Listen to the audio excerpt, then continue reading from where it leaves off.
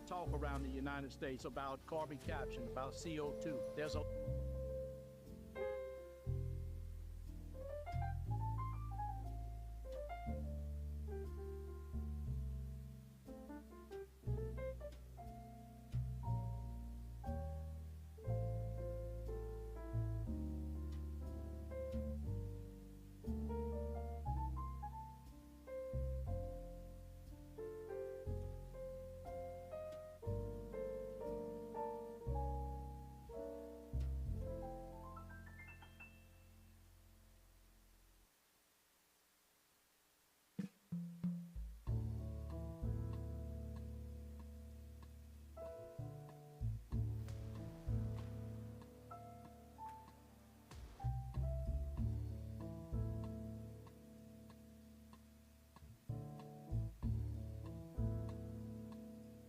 There's been a lot of talk around the United States.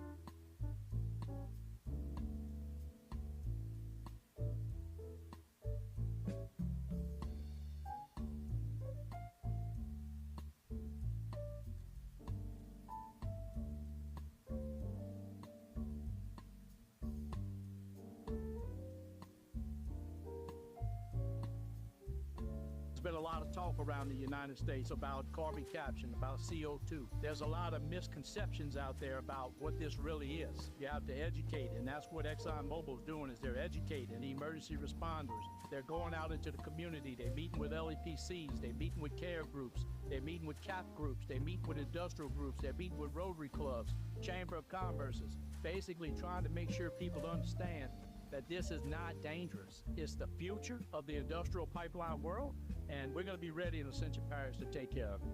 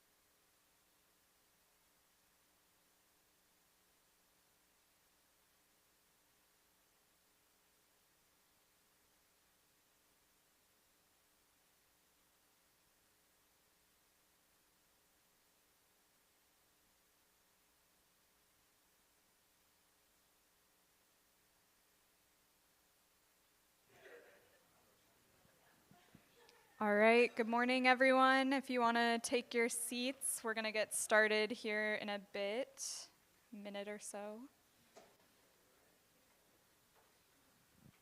All right. Few more people trickling in. Feel free to take a seat.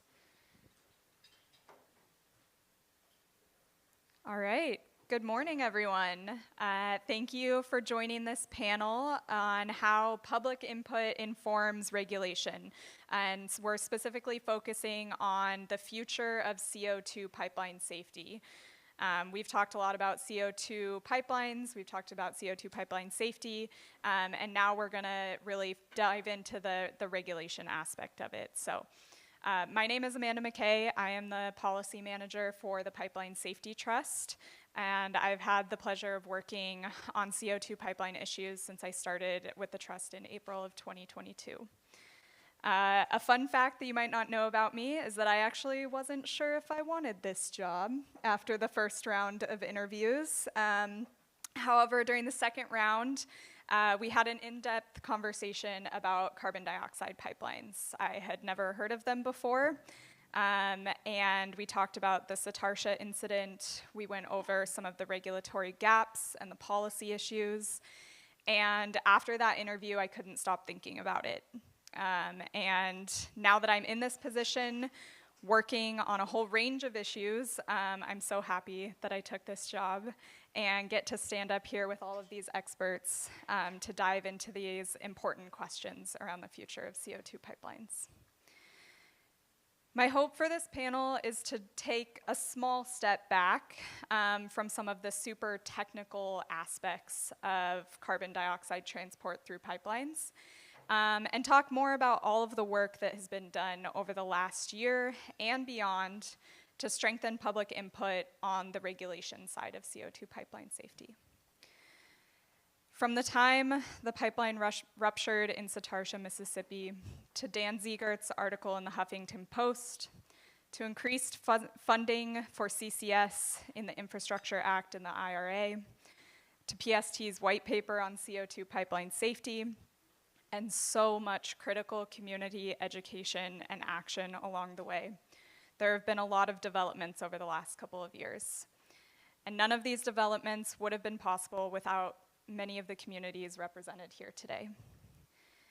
As many of you are aware, there's been a lot of confusion and uncertainty around the regulations specific to CO2 pipelines. Concerns about temperature and pressure, crack arresters to prevent fracture propagation, emergency response measures, and more. Today, we are going to dive into some of those questions and concerns. I'm so fortunate to be standing up here with community representatives, regulators, and members of the industry so we can have these important discussions. So let's just jump straight in. I cannot do justice of introducing all of the lovely people up here today, so I will offer each panelist an opportunity to introduce yourself, how you have been involved in CO2 pipeline issues, and who you're representing today. Caroline, would you like to go first? Good morning. I'm Carolyn Raffensperger, and I work for the Science and Environmental Health Network, an organization that was put together, 30 years ago, because the environmental community was grappling with how science was both misused and used in environmental and public health policy.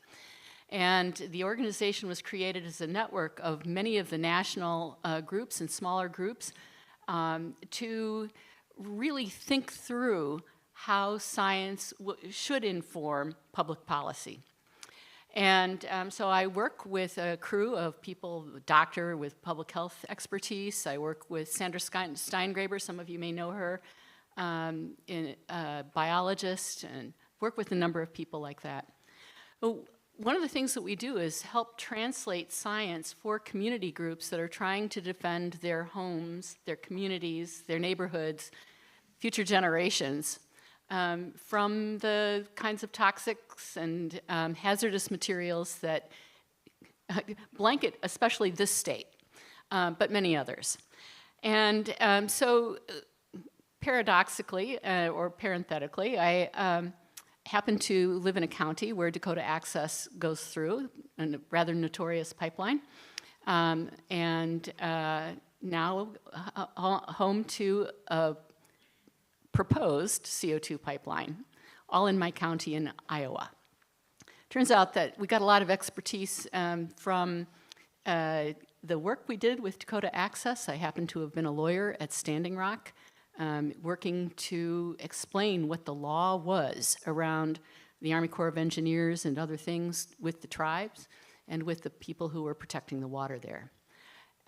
Fast track to an announcement about CO2 pipelines about 2 years ago, a little over 2 years ago.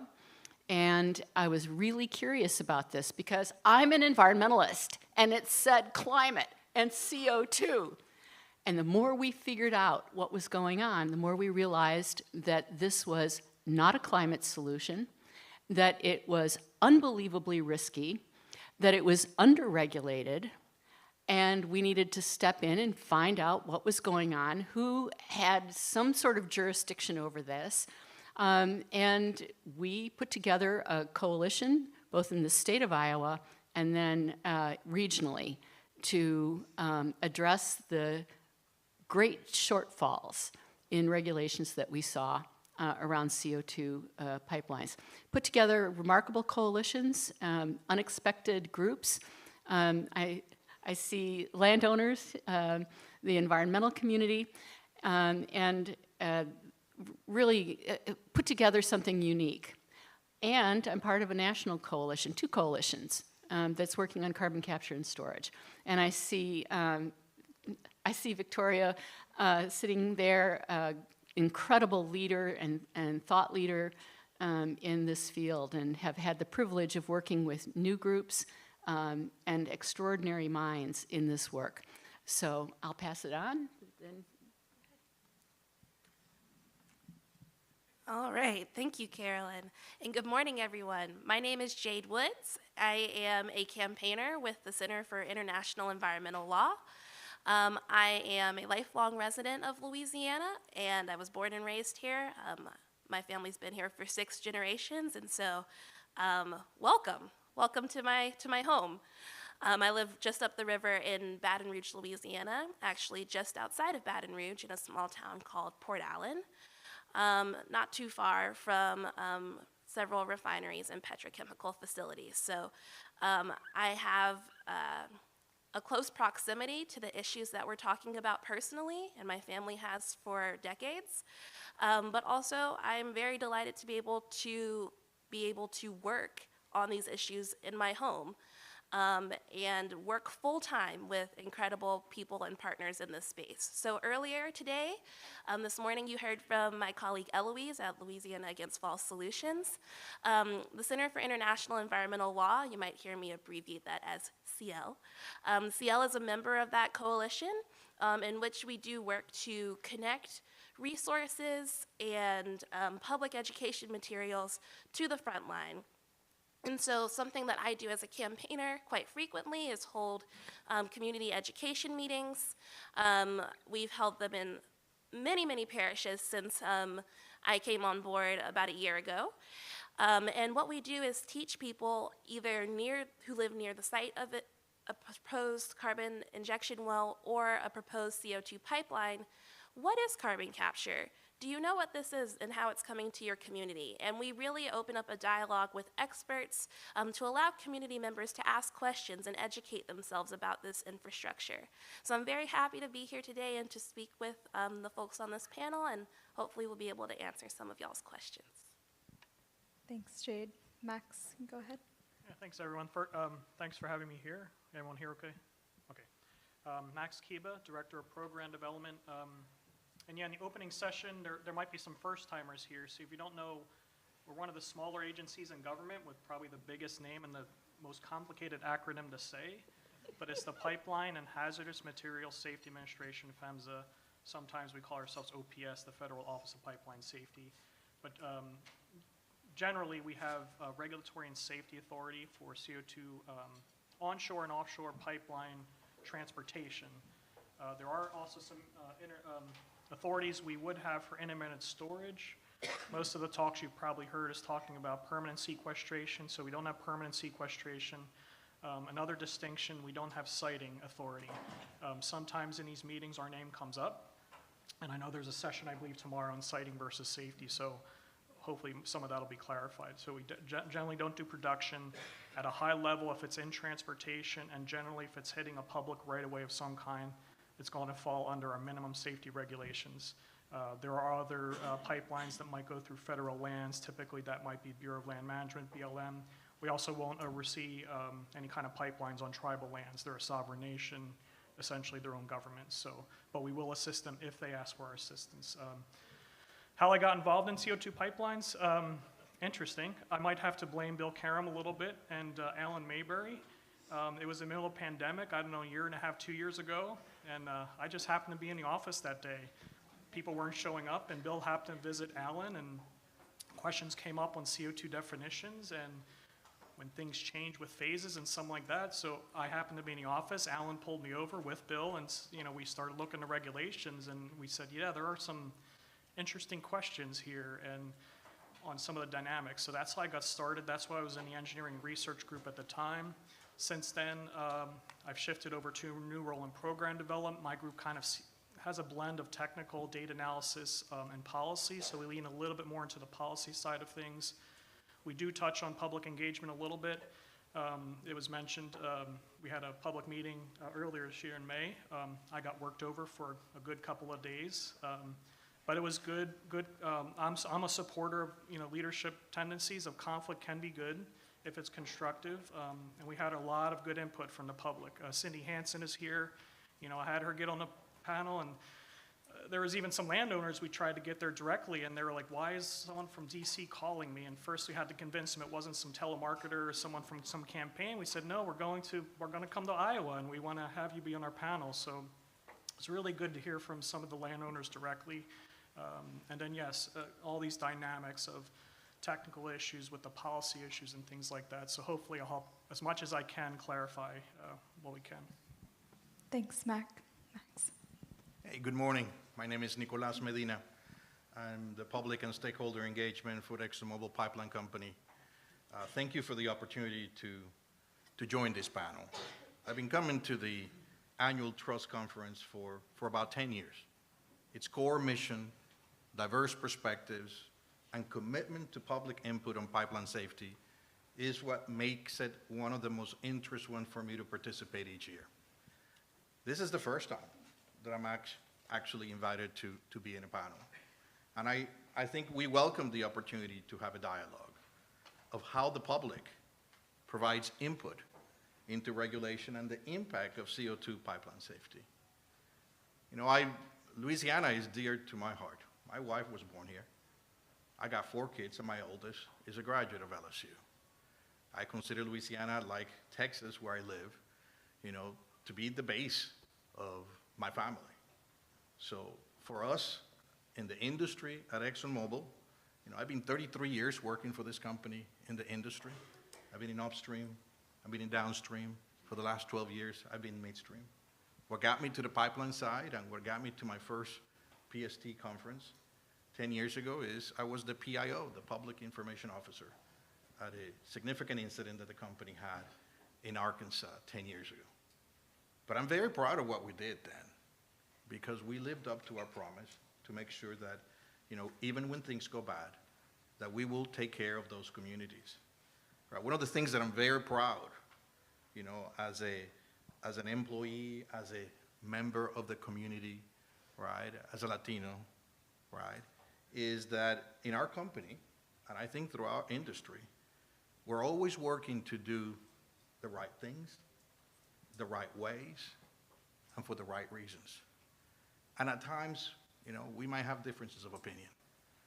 But ultimately, what we're aiming is pretty much similar things that what most people do. We want to have reliable energy, but at the same time, we want to reduce the carbon footprint that we all have. And that is the essence of why we view CO2 pipelines as necessary moving forward. I know that there are differences of opinion, and I welcome a good discussion on it. Right now, I'm here because I want to show you what industry, what we at ExxonMobil have been doing since last year, right? There is a little clip, and I have a couple of very small videos, right, that illustrate, right, some of the efforts that we're doing to do meaningful engagement. And I don't know if we can play this next clip, but it is from a safety person here in Louisiana, a leader of the community, right, that has seen the work and has gone through some of the materials that we're putting out there. And if we can play it, he will, in 1 minute, let you have a view of his perspective of how he sees this happening. Can we play that video, Amanda? Sure, we can play that really quick. And then we'll jump into questions. In the United States about carbon capture, about CO2. There's a lot of misconceptions out there about what this really is. You have to educate, and that's what ExxonMobil is doing, is they're educating the emergency responders. They're going out into the community. They're meeting with LEPCs. They're meeting with care groups. They're meeting with CAP groups. They're meeting with industrial groups. They're meeting with Rotary clubs, Chamber of Commerce's, basically trying to make sure people understand that this is not dangerous. It's the future of the industrial pipeline world, and we're going to be ready in Ascension Parish to take care of it.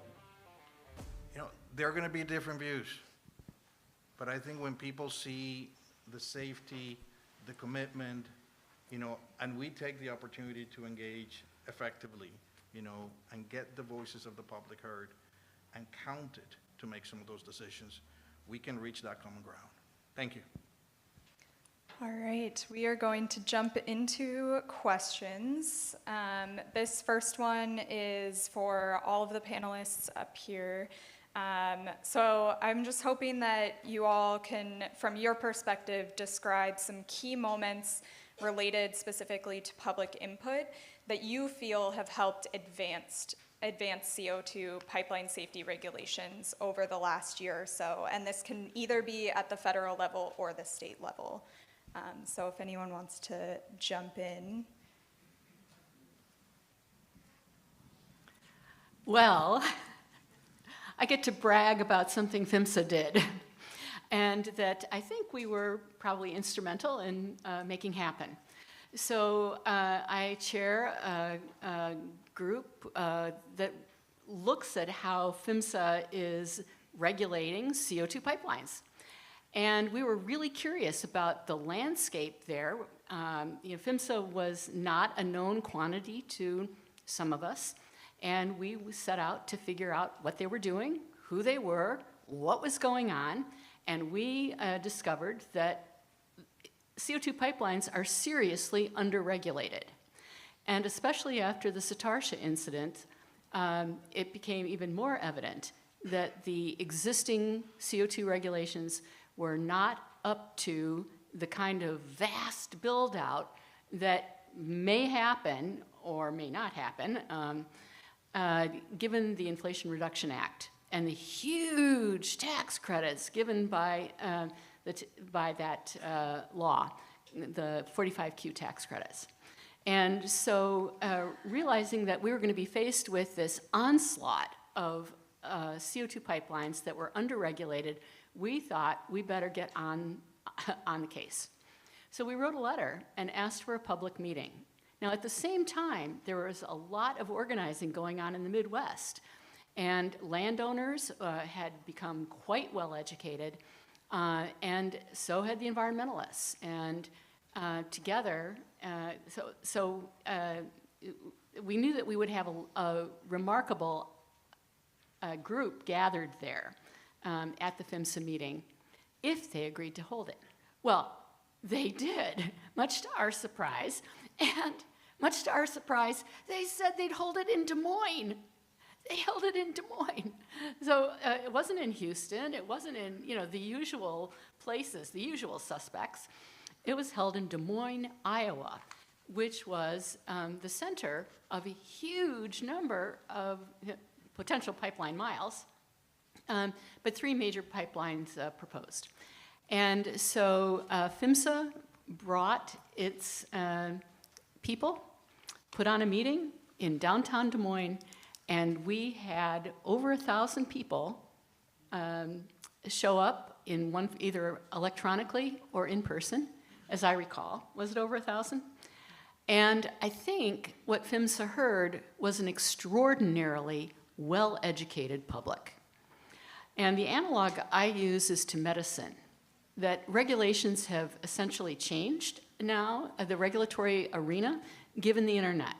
So many of us go to the doctor now, and we've done research on our own health. We're the only ones that live in our bodies. We're the only ones that live in our communities. And so when we go to the doctor, we go in having done our homework. Using the internet, we become pretty well educated about whether it's asthma or our cardiovascular problems or whatever else it is, and then have a dialogue with that doctor about the things we're experts on, our bodies, our own health. And similarly, PHMSA came in and we brought our expertise of our place to that conversation.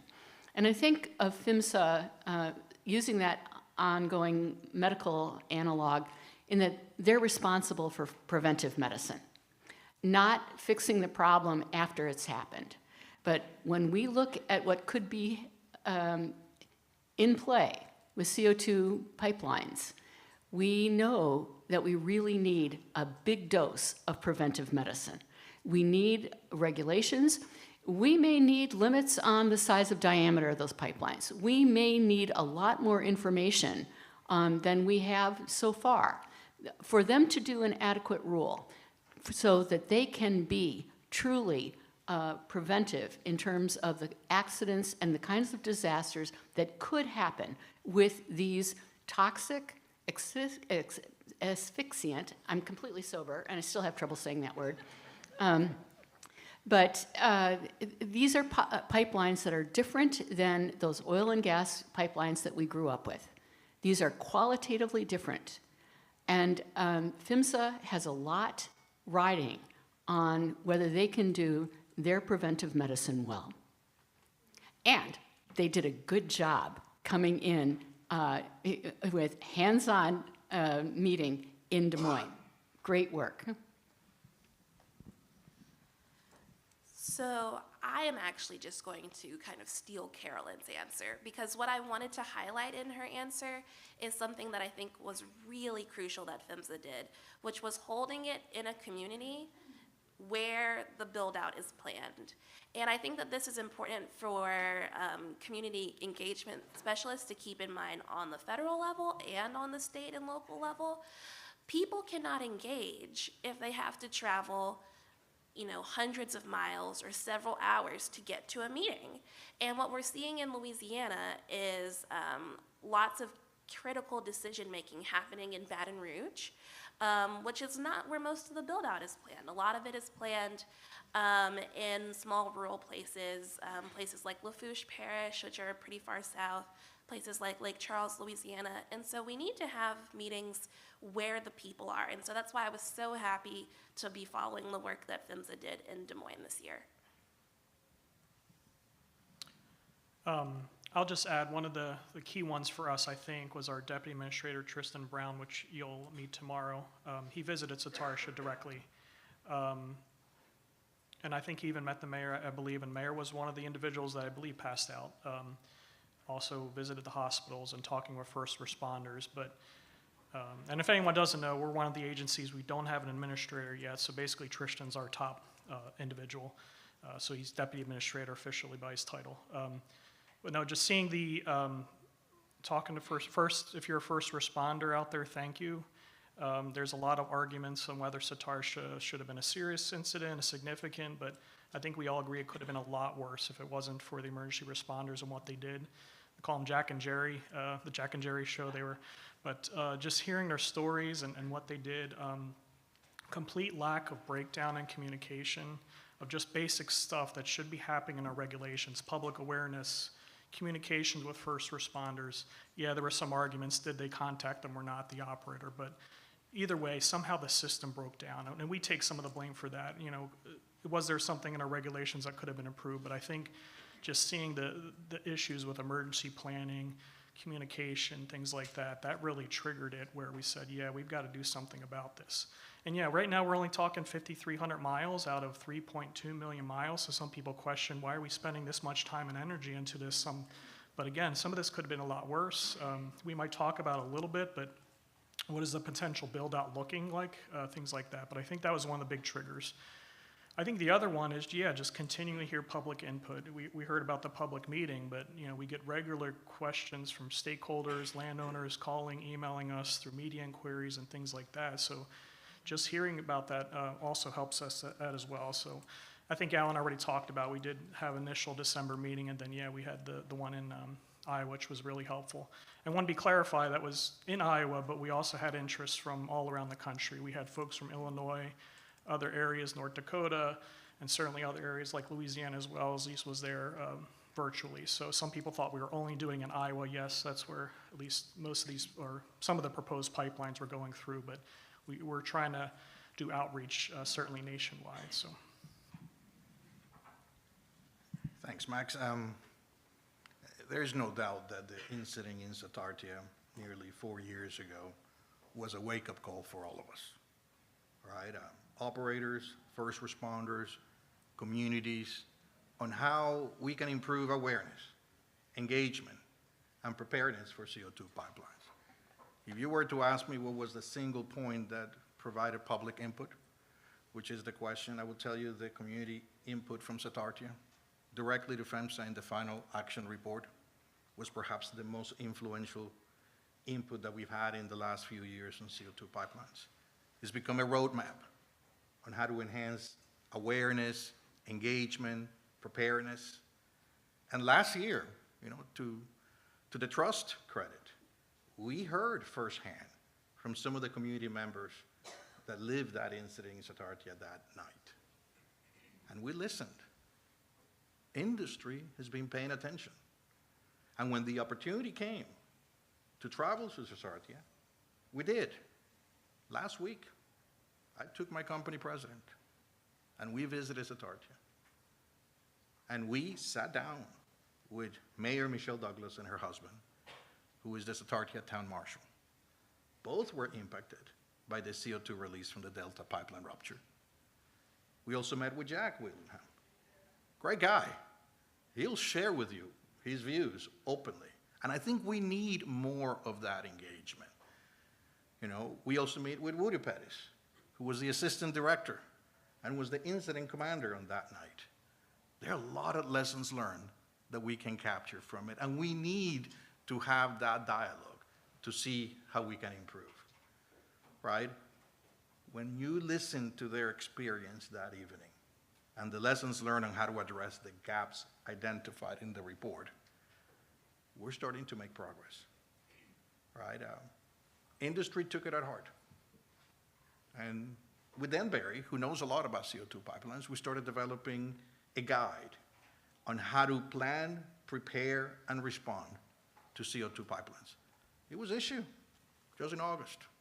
I brought 3 copies. It's online, right? It gives you step-by-step in how to plan, prepare, and respond to CO2 pipeline incident. It's going to be part of the pipeline emergency book that has been available to anybody, and we share it openly with first responders around the country. These are more than 300 pages of tactical guidance in how to respond to any kind of pipeline incident. All of it available online. It's been available online for more than 5 years. You can go to pipelineemergencies.com, right?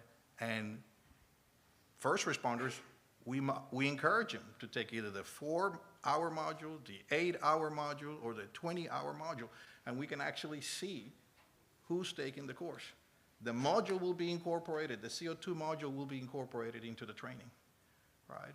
So that we can check the routes of CO2 pipelines and see whether first responders are taking that training. Those that are near the asset, of course, have more of an urgency to do that. But I'll be the first one to tell you, training first responders on what happens on a pipeline incident, it's a responsibility that everyone in industry, the women and men of this industry, take seriously, right? And I'm not satisfied that it is on paper or that it's online. More than 5 years ago, we started hosting in-person training with volunteer firefighters at Texas A&M Engineering School facilities, in Bryan Station. Right? And these are volunteer firefighters. Keep in mind, these guys have a real job during the week, so they can only give us the weekend. But we pay for them to come, right? The tuition, the room, the hotel, and all their meals are paid for. And for 2 days, they get to experience what a real scenario of dealing with pipeline emergency is with trainers, you know, from the arguably one of the best fire schools around the world. Now, I have a little video because this year, right, we introduced the CO2 module into that training. We fill out a pipe with CO2, and we simulate a release so that people can start practicing and doing tactical response plans of what to do in the event of an incident. And this video clip, right, gives you testimonials for the folks that started taking it. So we can play it. Unfortunately, we're not going to have time to show that video because we're running a little short on time. But Amanda, this is important if we want to show the perspective of first responders. It's less than 2 minutes. I know, but we need to move on to the many questions that I have prepared, and then many questions, I'm sure, from the audience. Well, if we have time at the end, could we show it? Sure, at the end, or if anybody wants to come up to you afterwards and get the link. I do want to respond with one thing, and that is a quote by William McDonough, the architect, who said, "Regulation is design failure." If you design something so badly that it's that kind of risk, that is design failure. And what I would suggest to you is that the entire management of CO2 that requires pipelines that are this dangerous is absolute failure, design failure, and that there are no regulations in the end that can guarantee the safety of something that is this potentially lethal. And that we are educating first responders at that kind of level when they do not have the equipment, when we know what's going on in rural America in terms of access to resources, distance to the pipeline sites, possible rupture. This is design failure. That we have to have this kind of regulation and this kind of panel. I think that plays well into my next question. I was hoping that Jade and Carolyn, because you are coming here, you're representing the public interest in the communities that you come from, I'm hoping that you could talk a little bit about the communities that are that have been really playing a significant role in this public input into the regulation aspect of CO2 pipelines. Thank you for that question. I just want to highlight a couple things. That a discussion about community engagement is really quite hollow if communities don't have the actual power to say no. Because what we're seeing in my community, in Carolyn's communities, and so many others is that thousands of informed public thousands of informed, sorry, I'm getting a little tongue-tied, I'm getting a little heated. Thousands of informed residents are turning up to these public meetings and saying, we don't want this. We have done the research about this infrastructure. We have read the reports. We have consulted scientists. And to talk about community engagement and not acknowledge that a lot of these engagement mechanisms lack teeth. They lack the ability for community members to say, no, we don't want this. I know that I talk a lot about injection versus pipelines, but they are inherently linked, and I hope that folks will recognize that. In Louisiana, this past year, 41,000 comments were submitted to the EPA by Louisiana residents saying that they don't want the state of Louisiana to be regulating carbon waste injection. 41,000. I don't know what the threshold is in order for the federal government to take these pleas seriously, that communities are concerned about this infrastructure, they don't want it in their communities, and they see it as a waste of public money. And so I do want to highlight the frustration that a lot of community members are feeling, especially here in Louisiana. We have dozens of community groups who've been working in close coalition together, multiple meetings a week, and I think we're feeling a sense of frustration, if not desperation, that every time we raise a concern, we're told we just don't know enough, and that industry, along and facilitated by regulators, are condescending to us that we don't know enough, and that no matter what our objections are, there'll never be enough to actually stop it. And so we get glossy handouts and videos that tell us that we just don't understand enough, but we do understand, and we understand the science, and we do not want this infrastructure.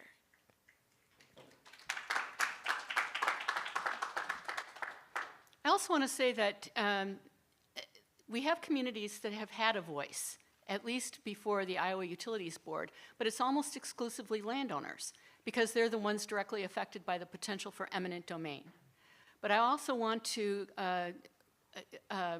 describe the communities who have no voice before the Iowa Utilities Board, and whether it's immigrants who are working in the meat packing plants in Iowa. We know that one of the pipelines was actually moved on a farm away from a confined animal feeding operation, a lot of pigs, closer to where the migrants, the housing for the migrants who are there on work visas. So the pipeline was actually moved away from the pigs, closer to people. Those migrant workers had no voice. The urban folks have no voice. The Iowa Utilities Board held no public comment period where people could raise their concerns, their interests, their knowledge about what's going on. So this is an environmental justice issue. PHMSA did a wonderful thing in bringing its meeting to Des Moines, and yet understanding that rule and participating in it requires quite a bit of knowledge about where to go on the internet, how to actually file those comments, when they need to be done by, what those comments should look like. And I do want to credit PST and Amanda especially. Amanda gave us hands-on information and said, here's the button you click, here's the link that you go to, so that people could meaningfully participate. And the last thing I want to say is that the Army Corps of Engineers is another agency that actually regulates pipeline safety in terms of giving those permits for water crossings, crossing the water of the USA. And they have just established a nationwide permit 58, which is just this kind of blanket permit that they can give by essentially saying that each water crossing is an individual project. So they never consider the whole pipeline.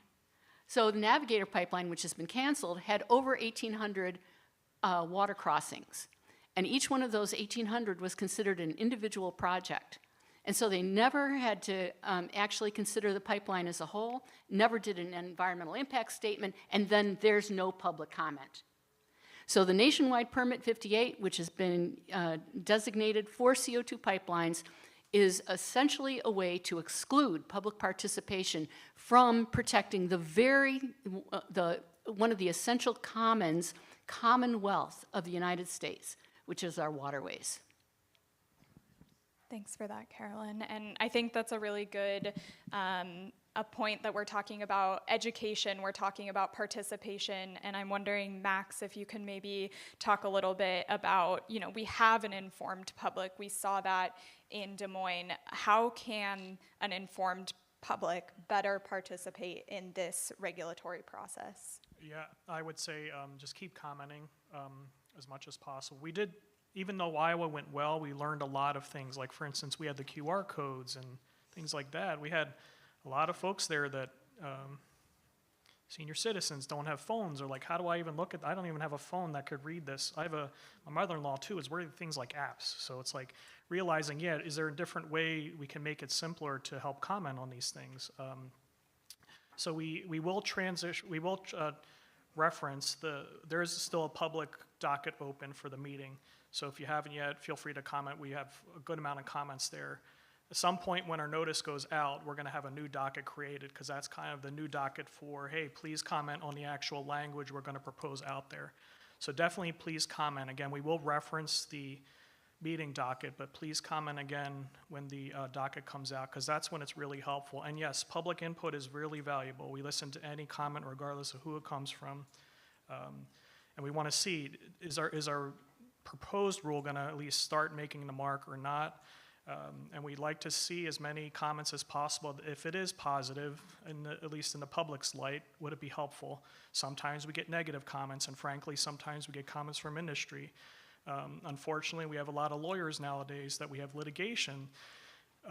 Quite frankly, we have rules that even industry going into it says, oh yeah, we support it. Next thing you know, we get sued on it afterwards. So there's litigation issues afterwards. So we have to deal with some of that as well. So again, as much support as we have from others on allowing, the support of rules and things like that, it could be helpful. And we are looking at when our NPRM comes out, are there different ways we can help socialize it, let people know it's out, and hopefully Pipeline Safety Trust will continue to support just helping to inform the public. Again, I don't want to use that educate, because I think we're past the days of when public needs to be educated. The public is very well educated. I think Alan even talked about it, the level of, it used to be Rick Kupowitz was probably the only technical person that people relied on, but now it's this bunch more people throughout the nation that are getting smarter and learning more and asking the right questions and things like that. So it is a really informed public. So we're trying to look at how can we better engage with the public on just, again, at least we're clear when these rules go out, what they mean, and then how to comment on it. So Thanks for that. If I might comment, I think we need to give some credit to the trust here. I mean, these meetings like this are an excellent way to get public's input, right? PSD has historically been at the forefront of raising awareness on pipeline safety, and the discussion of carbon dioxide pipelines is a very good example that it immediately alerted us and raised it, and that's why this input is absolutely essential, right? Last year's conference, there was such a wide variety of topics on carbon dioxide. I think we need to continue to have that dialogue. But we also need to listen to a lot of different voices that are coming here, right? On CO2 pipelines, right? On carbon capture and storage. It's proven technologies that have been explicitly endorsed by the Biden administration, the European Union, the United Nations. Ample amount of evidence. The United Nations Intergovernmental Climate Policy Group concluded that out of the 7 paths that they see to reach the goals, right, you cannot have any of them reach the goal. 6 of them need to have CCS.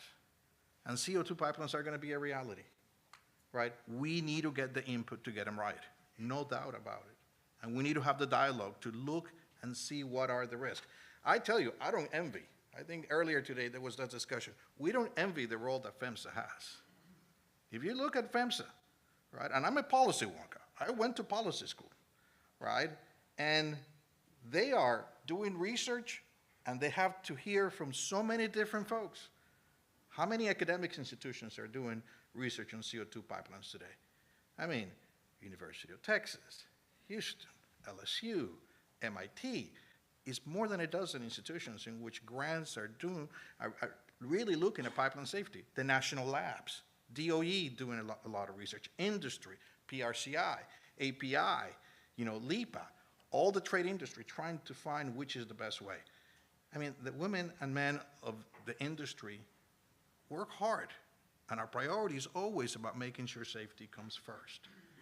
And that's why I think education and engagement is absolutely necessary, and we need to have that dialogue.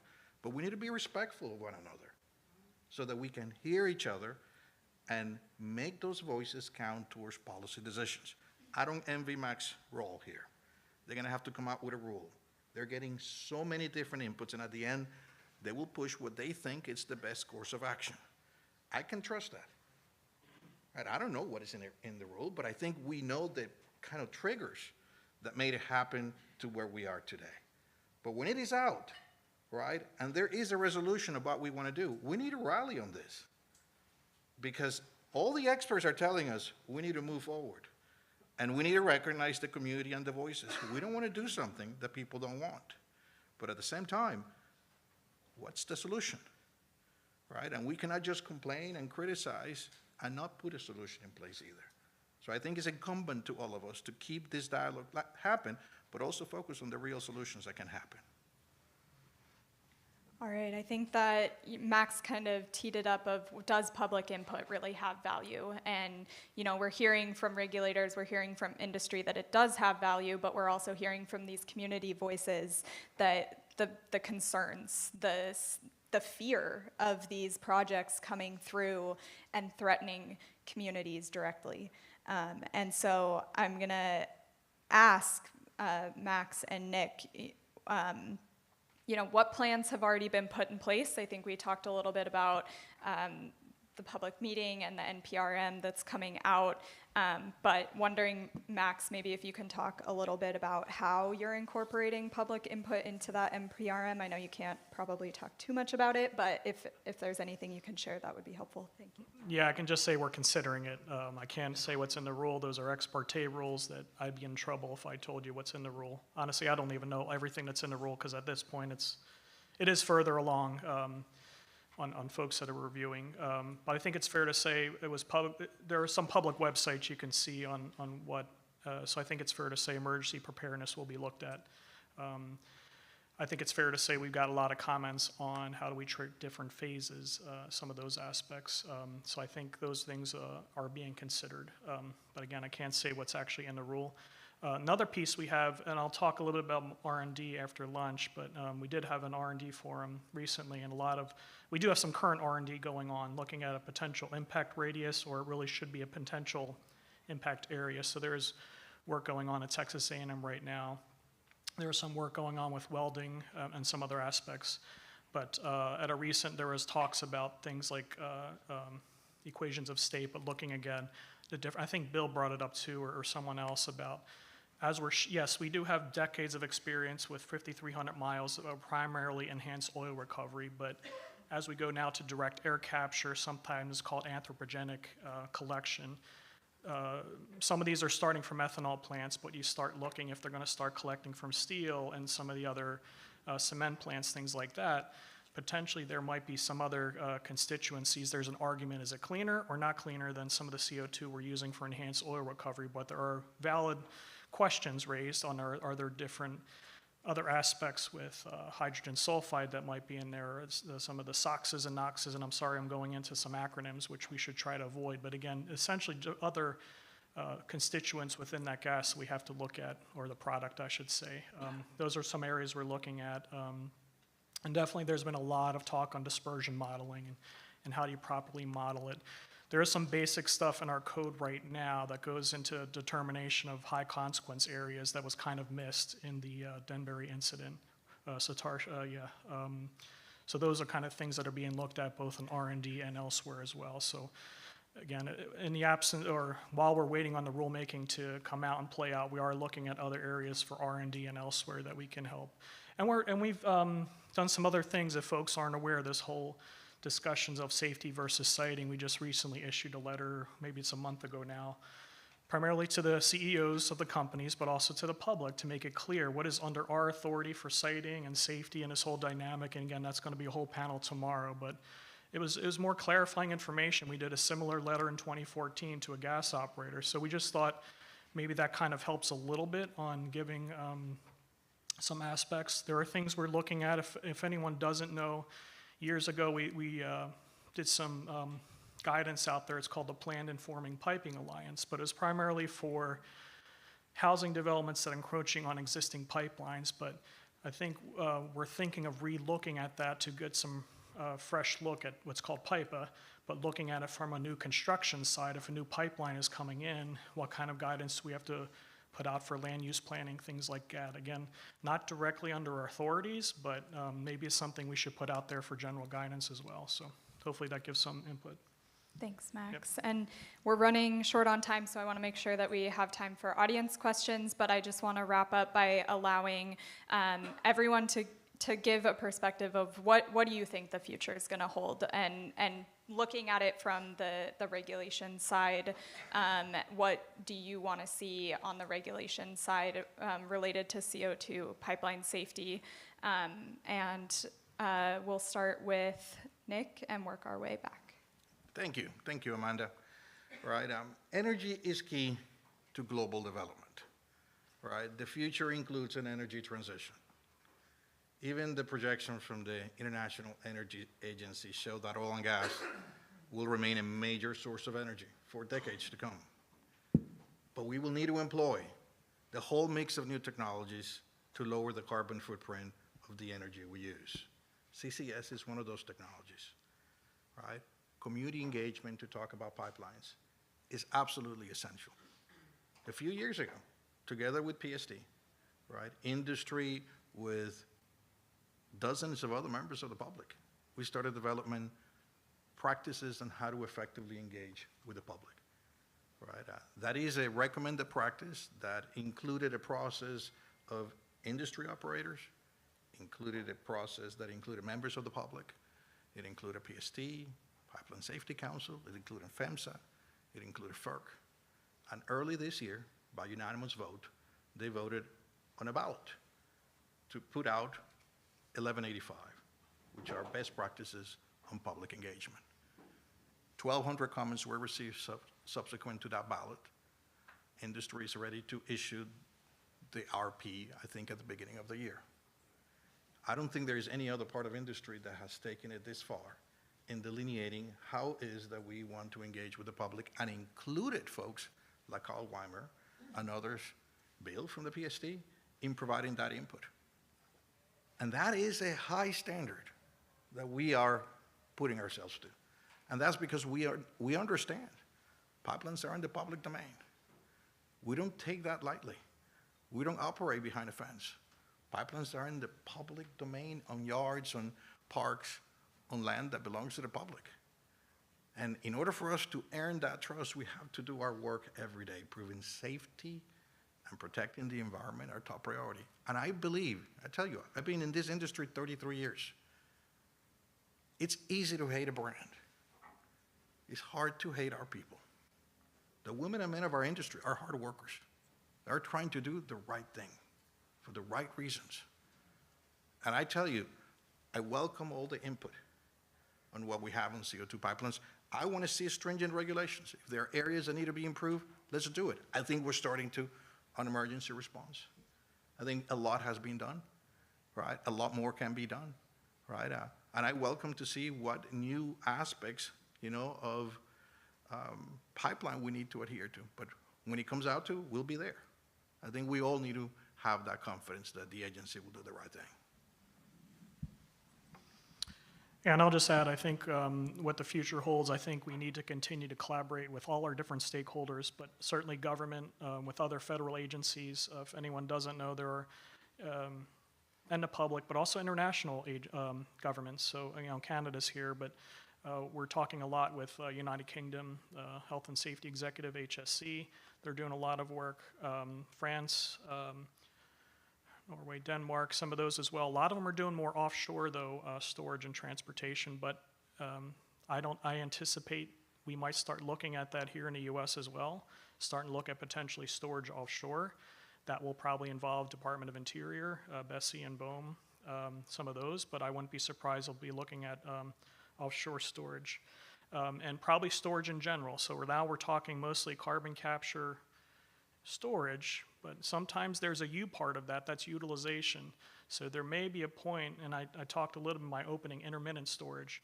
There might be a point where we'll start putting this into storage but taking it back out, and that might be where potentially PHMSA might have a piece in that. Similar almost, we went through it a little bit with underground natural gas storage, but I wouldn't be surprised, everything you're hearing about with CO2, hydrogen is another one, when you're storing it and potentially, again, using it for transportation may come back out. We might have a piece in that as well, and certainly we'll be part of that, looking at the safety of storage wells and facilities.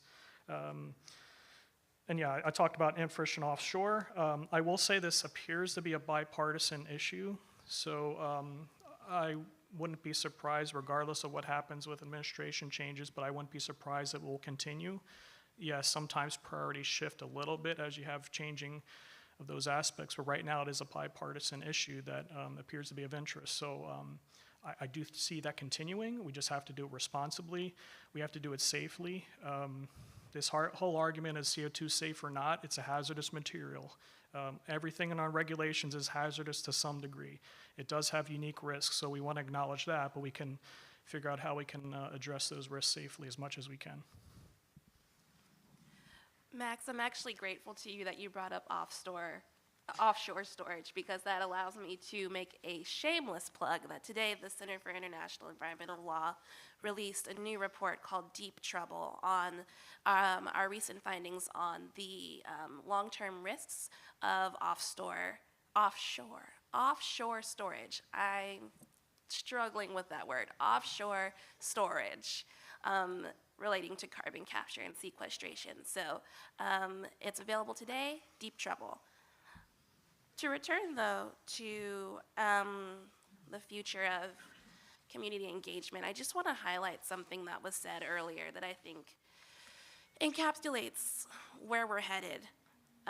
It was said, we don't want to do anything the communities don't want, but, and that but is really critical to me because it signifies that in a lot of ways right now, community engagement is used to check a box.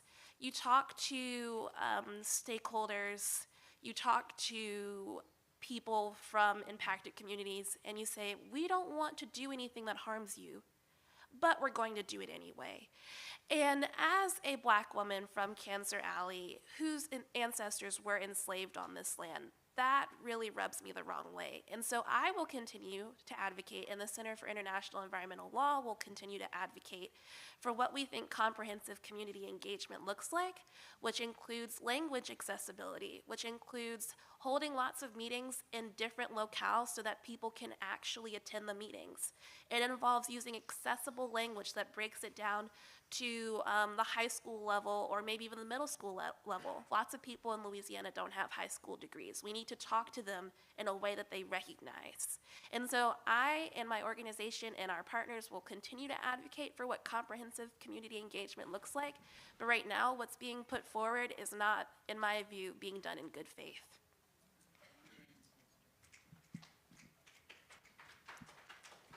So I have 4 quick points. The first is that I think what we've been talking about is consent, the consent of the governed. And the UN Declaration on the Rights of Indigenous People talk about the right of consent that Indigenous people have to decide and to give consent or deny consent for matters that govern their land.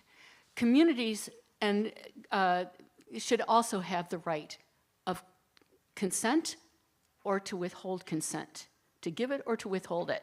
The role of agencies is to provide the informed part of the free, prior, and informed consent, and then to base their regulations and other decisions on the consent or the withholding of that consent of the governed. The consent is the basis of this nation. If we do not have the consent of the governed, we do not have a true democracy. And what we've been talking today is, will we get the consent of the community, or are we just going to do what Jade said, which is check a box? We talked to them. We told them how they were misinformed. We told them that they didn't really understand. Is that what we're going to do? We've been talking about consent, and that is all about fairness. And I think one of the things that people have felt so strongly in the CO2 debate is whether there's fairness.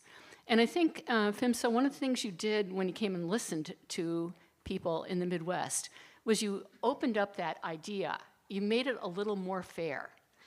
And that leads me to my third point, which is, well, I'm gonna save my third point for the last punchy one. But I think that the future is gonna depend partly on reauthorization of Phmsa. I think some of where you've been hamstrung is where you have jurisdiction and authority and when you don't. And some of our frustration has been where you don't have authority and jurisdiction. And we would like you to have, not have to do a double cost benefit analysis where you're going to get sued. When you're going to get sued when you make a safe, when you make a rule that prioritizes safety. So some of what's going to happen is going to be dependent on reauthorization. And my final point is, I think the main question that the future depends on is who you think your client is. And if you think your client is the industry, the oil and gas industry, then you're going to completely undermine the community's well-being, their safety, their knowledge. We are your clients. We are the people that, to whom you should be accountable in terms of the decisions that you make. If you are consider the regulated community to be your client, then you're going to make decisions that prioritize their well-being, which is financial, rather than the health and environmental well-being, the safety of the public. Thank you. All right, thank you. We're going to dive into questions, but just thank you to all of our panelists. It was a wonderful discussion. So if anyone in the audience has questions, wow, there's a lot of them. All right, over here, and then we'll move over here. Yeah, thank you very much. And especially want to thank Jade. Center for International Environmental Law has so many great resources on carbon capture that I've been able to use with educating lawmakers and some other folks in Michigan, where they're looking at carbon capture at gas plants. Especially, I really enjoyed the study showing that in gas plants claiming to capture 90% of the carbon plus coming from the facility, they were actually capturing around 6%. Really well done. So we know that these carbon capture systems don't actually work from studies from CIEL, among others. We also know that communities are opposing the pipelines. We saw one get denied in Illinois recently. What can we do to have more regulatory teeth is, I guess, what my question is for PHMSA. Like, what statutory changes would give PHMSA the teeth to be able to actually say no? Because I heard a lot of conversation about how we can regulate carbon pipelines without asking the real question of why would we ever want to build them to begin with. It keeps us on. And I know Mr. Medina said we're going to have oil and gas as a main energy source for the next several decades. If that's true, we're condemning future generations. We know climate change is here and now. So I hope that's really not the case. But what can we do to get more regulatory teeth, and what do you, I'd love to hear perspectives from Carolyn and Jade on what the best way communities, the best things communities can do to actually say no to these projects. Thank you.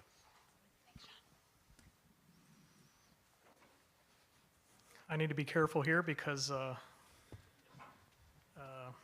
we do have limitations on what we can lobby on authorities and things like that. But I think the whole comment about cost-benefit analysis is a challenge. We have rulemakings. If anyone doesn't know, folks have to do a cost-benefit, and then we have to do another one on top of that.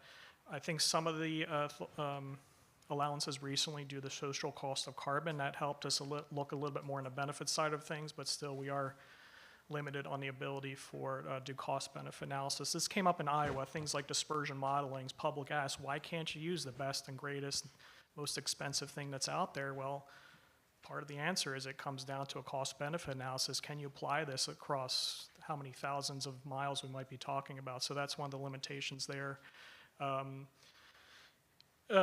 We don't have siting authority, and sometimes people think we should, but I will say there are some agencies that have run into issues where they have both siting and safety under the same umbrella.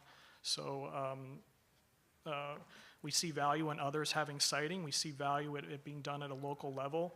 We have heard frustrations that there's a lack of trust with government. I think we heard that in Iowa. There's just a lack of trust even with state government. There's a lack of trust with federal government. So, and we heard today too, in some states, they don't want the government to even come in at all, the federal government. So they'd rather have locally, but we heard here that there's some folks that are against having their state having primacy. So that's an interesting dialogue as well. So Alan talked a little about it. Things like public regularly raises these issues like our enforcement and our compliance, and the fines we put out are really honestly a drop in the bucket when you look at what the fines are. So if we can continue to work on more effective means of enforcement, the cost of compliance, things like that, I think those are one areas we're looking at as well. So those are just some avenues that I can think of. I don't know if it directly answered your question, but hopefully that helps just a little bit. Yeah, and just to answer your question about how community members can get involved, we've been seeing in Louisiana actually a lot of wonderful examples from local lawmakers, parish council members, and parish presidents who have been very receptive to receiving communications from their constituents. And so, believe it or not, it's hard for me to believe since I spend all day thinking about carbon capture. Most people don't know what it is. And so, a lot of legislators and policymakers hear about the issue and form a stance, but don't know the nitty gritty. And so, what we've been doing and encouraging in our community meetings is to reach out to your lawmakers, ask them to sit down with you for a discussion or even just a quick phone call, and just provide them with resources, because when people are given the materials to learn more about carbon capture, about the risks of carbon dioxide pipelines, the answers become clear. I'm not going to go on too long about that because we could just take over the conference with that. But go to carboncapturefacts.org website. That's the one that I help manage. We provide resources for communities that are trying to understand the issue, trying to understand the science, trying to understand what agencies are involved. So carboncapturefacts.org is a good place to start. Thanks, Carolyn. I think we have time. If I may, Amanda, you know, the facts are the facts. By 2050, global population will rise by 2 billion people. That's 25% more than what we have today. That's adding 1 million people every 6 days. Most of that growth will be in the developing countries, but they will require energy, right? So I'm not making up facts here. Those are the projections, right? To support that growing population and rising living standards, you know, the projections are that 15% more energy than what we do today will be necessary. Consider this. If every new passenger car in the world by 2035 were an electric vehicle, oil demand in 2050 will still be 85 million barrels a day. That's the same thing we had just a few years ago in 2010. That's the reality. So we have to worry not just about consuming less, be more efficient, but we also have to worry about how do we capture those emissions that we produce today. And CCS, by all accounts, all the global experts, the biggest climatologists in the world will tell you, we need to have that venue. And capturing from the high-emitting industries, right? CCS can capture 90% of it from power gen, from industrial sector. I know it's hard for you guys to sometimes hear, well, now the oil companies are going to do this. But who else has the capabilities and the resources and the trained workforce to implement these complex projects that are highly technologically complex, right? Don't discard the contribution that folks can give. Particularly, we're trying to be part of the solution. I think there is a lot of common ground here that we need to continue to explore. I just want to say that 400 scientists, climate scientists, signed a letter to Biden saying that carbon capture and storage was a false climate solution. 400 climate scientists. That letter is online. You can find it. Sandra Steingraber on our staff helped write it. A number of people in Center for Biological Diversity and others scientists helped with that. The scientists have said carbon capture and storage is a false climate solution, and that is a fact. All right, I know we're wanting to get off to lunch, but let's maybe one more question.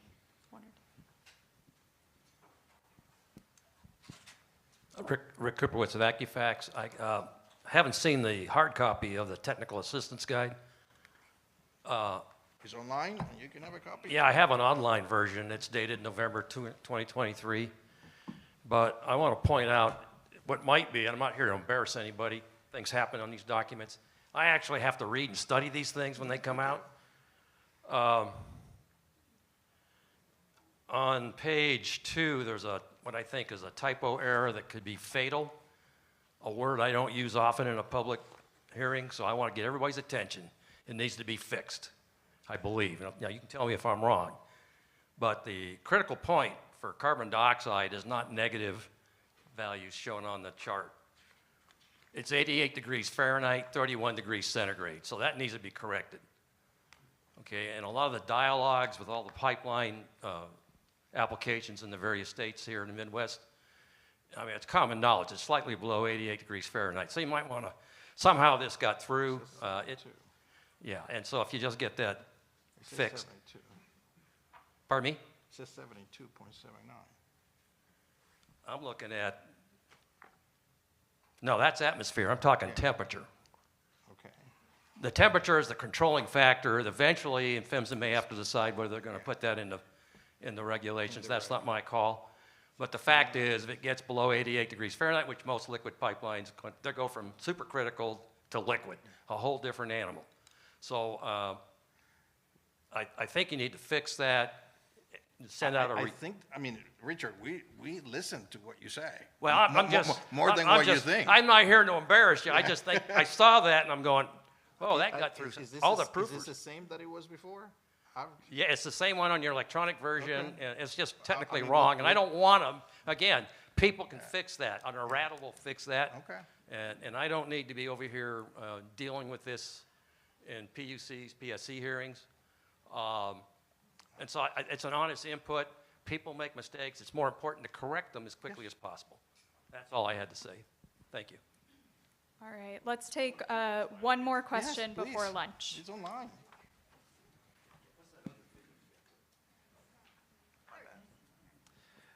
Show them the Hi video, there, man. thank you. Go ahead. And I want to thank the person in front of me who also had a question for giving me the grace for this. So thank you, and I apologize. But anyway, this question is for both the gentlemen from PHMSA and Exxon. I just want to point it out, due to the language that's being used, these are not charity cases for the good of mankind. It is a for-profit business. Should the worst come to pass, is there a plan to open the coffers, past and future, of the parties involved to make whole what is broken, up to including the consensual retreat of the moose affected by these pipelines and what have you, which is to say the poorest among us who have the least ability to control the world around them? Basically, are you all prepared to put your money where your mouth is should something terrible happen? Because we've heard a lot of talk around the issue, but I think we've yet to hear a firm commitment one way or the other. Thank you. Interesting question, comment. I will say we'll use every authority available to us. We didn't even touch on our safety authority that we have. Some of the different phases were brought up that we don't have the regulatory authority just yet, but we will exert every safety authority means we have available, including enforcement, including corrective action orders that we can still implement even if liquid and gaseous CO2, if you haven't seen, there's some operators looking at converting some natural gas pipelines to gaseous. We don't have the regulations right now, but we do have certain safety authorities in place. So I will say we can put all of our safety authorities in place. Confident in our inspection workforce.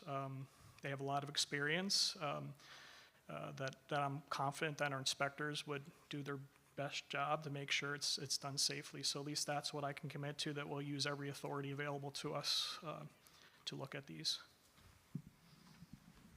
I think it goes without saying. I mean, my role is public and stakeholder engagement. I work directly for the president of our company because we view this to be that critical, right? If something goes wrong, we'll stand by it. I think we've shown that when we have our own issues, right? And we've had them, right? We deal with them. I spent 9 straight months in Arkansas dealing with an issue, right? And we regretted it day one. We were there day one, and we didn't leave until that was completely resolved. And I recognize nobody's perfect here, right? But those that have the capabilities, we'll abide for what we say. We're investing on CO2 emergency response training with firefighters before we start building a single new pipeline, which we're probably a couple of years to go. And we have trained already more than 600 firefighters in the last few years. We got the dates for the 2024. Anybody wants to come and observe what we do? Talk to me. I mean, we're doing live training. And if you would have taken the time, if we would have had the time to show you the video, you would have seen the response from folks. The last class that we had 2 weeks ago, I got folks from Mississippi, from Louisiana, from Texas, and 2 from South Dakota. Summit called me and said, hey, can I send 2? We made the space. We pay it forward because it is important that we do the right thing. And first responders need to have the tools and the knowledge in how to respond effectively. And when they go through the training, they'll tell you exactly. I mean, that's why I wanted to show the video. If you want to see the video, go to www.exmobilpipeline.com, and we have more than 5 videos from some testimonials from firefighters from around the nation telling you exactly what it means for them to go through it, simulate a release, and what do you gain from it? Do you have the tools to actually address the situation. And they'll tell you exactly, yes, they do now. No. Is that enough? No. We need to continue to engage and get public input, right? Where we need to close the gaps, right? And I think we're committed to making that happen. But this is moving forward. We want to be part of the solution to capture emissions, to be able to get CO2 of being vented and instead being stored, right? And I think the technology is there and the people that can do it are there. Thank you, PSD, for the opportunity to be here today. All right, I just want to thank all of our panelists again. I think as panelists, they would encourage you to come up afterwards if you have any additional questions. So thank you. Give them a round of applause.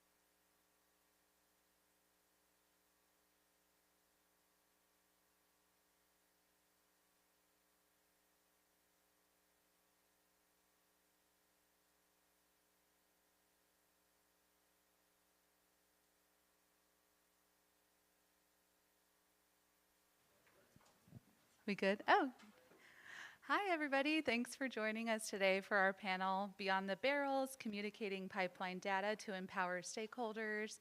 My name is Erin Sutherland, and I am the Policy and Program Director / Counsel at the Trust. I'll be your moderator today. I'm joined today by James Eager, of the Pipeline Safety Trust.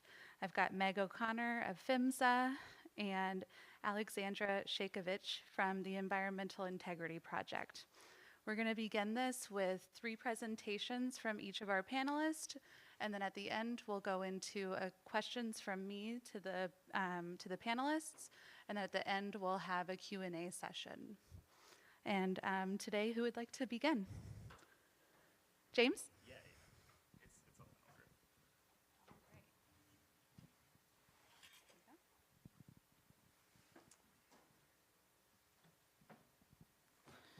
Cool. Thank you, Erin. Thank you all for coming. I know it's right after lunch. We're all feeling a little sleepy, potentially. But yeah, really, well, I want to start by saying, it was great to organize this panel. I want to thank, Alexandra and Meg for participating, Erin for moderating. And we really want to, focus on some ongoing projects where we're communicating different types of pipeline data to help, equip some of those stakeholders that, we've all heard so much about today. We want to make sure that they have the knowledge and tools they need to make informed decisions, to participate effectively, and yeah, just maintain a well-educated, well-informed group of folks who are motivated to work in pipeline safety. So I'll talk a little bit about what we're doing at the Trust to accomplish those goals. I'll lead with our mission and how data fits in to PST's mission. We'll move into sort of our data program and the work that we're doing, who we're intending to reach, a couple of specific projects that we're working on, and our intended outcomes from those projects. So some of you will be familiar with our mission, and I bolded, things that to me is, this is where I fit into that as the data manager at the Trust, is the education, it's the increased access to information, and it's the partnerships with residents, with safety advocates, government, and industry, who are everybody's well represented at this conference, and, I want to maintain, those really strong partnerships, good relationships with folks from PHMSA, from partner organizations, and from the community that really seem to be motivated by learning more about pipelines. So what are we working on with regard to that? A lot of what I do is, some contextualizing work, looking at industry and regulator claims, assessing whether there's been progress or lack of progress, regress even, looking at emerging trends, what's been happening in the past few years, and how we might respond to that. Working a lot in increased access. PHMSA has a lot of great stuff online that's accessible, but sometimes just lowering some of the barriers to specific pieces of information is what we're looking to do at the Trust, things that our partner organizations are interested in, that the public is interested in. And then working on different relationships with data, what third-party sources are compelling, what supports broader narratives in the data, and sort of our goals at the Trust. And who are we doing this all for? I mentioned those stakeholders. You've been hearing them so far all day. You're going to hear them throughout the conference. Industry, where are operators falling short potentially? Government, how can we help support data-driven regulations as we get into different types of rulemaking, different types of regulations that folks are working on, like Erin? And the public, how can we inform the public responsibly and effectively so that they can respond to issues in their communities? And so that they can prepare for potential issues in their communities. So a couple projects that we've been working on this year is like this state incident map. PHMSA's done some great work on some state incident maps, but we've been looking a lot at what other variables we can bring in that folks might be interested in, and trying to present it on a very where's my house sort of level. Folks hear about incident maps and incident data, and I think one of the questions that I get first is, where are they happening? And I think it's motivated by are they happening close to me kind of perspective. And that's, how we want to make sure that we're presenting everything. and adding some of those social, built, and natural environment contexts. That's what I talked about with the relational data, looking at things like conserved lands, looking at things like tribal lands, different demographics, bringing in some of those environmental justice perspectives to make sure that we're, centering communities that have been disproportionately affected by some of these incidents. Another project that we've been working on quite a lot is this annual incident review, and that's something that we intend to start doing every year, and I mean, the name pretty much says exactly what it is. How does this year compare with last year, with the last 5 years, the last 10 years? And it's an opportunity to talk about some of what I was saying earlier as far as emerging trends, historical trends, context, and again, giving folks a chance to look at where is my house, where are the people that where's my community, how are pipeline incidents affecting my community directly or indirectly.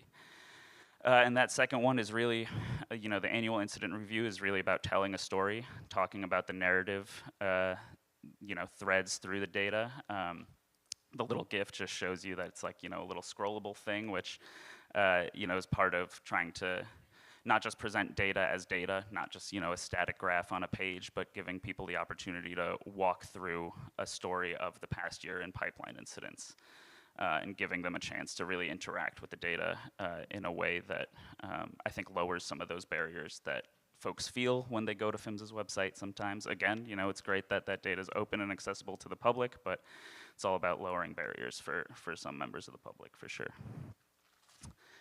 And really, what the whole purpose of this panel is, what the whole purpose of this session is how we're then empowering stakeholders.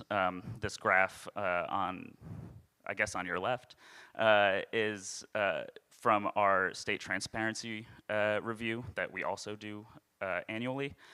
I'm not going to spend too much time talking about this graph, but all of this is with the intent of getting better engagement from all of our stakeholders, not just the folks that have historically been connected, but also the folks that we may not hear from as much because maybe they don't feel as well informed, they don't feel as well supported by the resources that they have access to. This is all about improving accessibility of timely and responsive analyses. It's about addressing those emerging concerns, and it's about remaining responsible and considerate of industry and government best practices. Like I said earlier in the talk, I don't want to do anything in a vacuum. I want to make sure that anything that I'm working on still fits into the broader data culture that industry and government historically has been centered in, but I want to make sure that what we're doing here at the Trust starts to center the public a little more, and that we're remaining responsible to the public, informing them accurately, effectively, and in a very timely manner as much as we can, certainly. And we wouldn't be able to do that with those partnerships, certainly without PHMSA making all their data publicly accessible, since that is, my main source. But yeah, I just want to make sure that anything that we're doing at the Trust is empowering everybody that takes in our data. I know that some folks in the industry, some folks in government have had feedback from me, and I take that all well into account, but ultimately I feel like if I'm thinking about who my client is, who my end user is, when I'm working on things at the Trust, it is the public at the end of the day. They are the folks who are most interested and most informed by what I'm doing. And with that, I'll wrap it up. So thank you all for your time, and I think I'll pass it on to Meg. You don't have to clap, but thank you.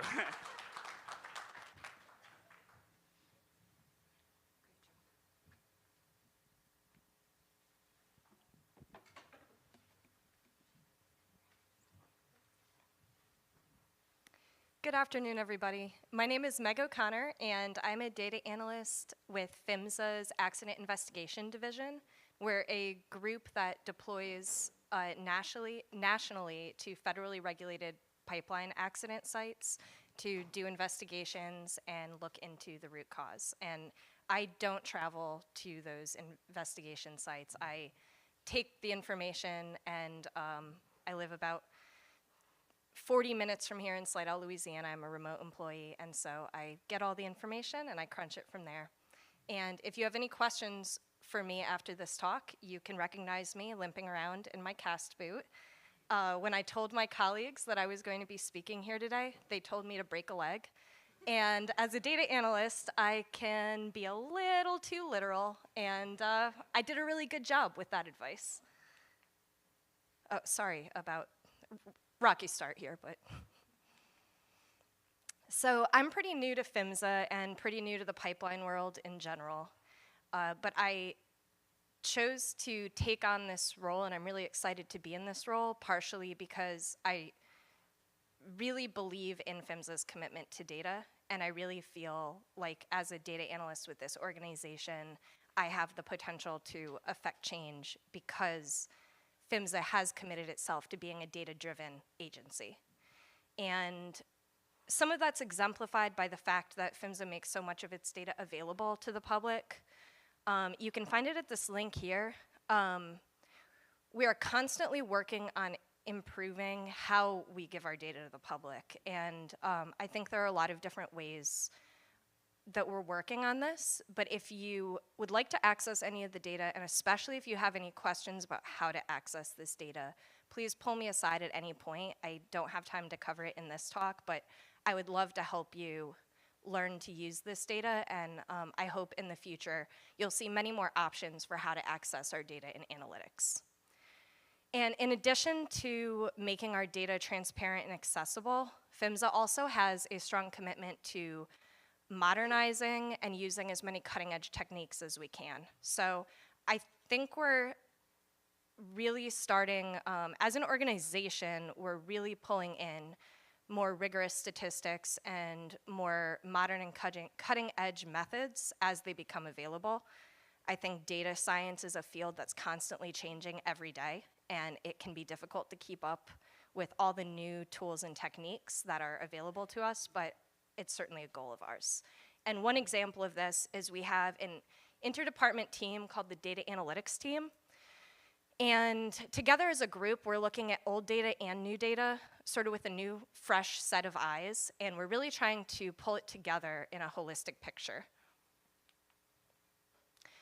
And as I said, I work for the Accident Investigation Division, and because of the data set we're predominantly using, which concerns how, when, where, and why accidents occurred, it would be really easy for us as a group to be predominantly reactive or retroactive in looking at this data.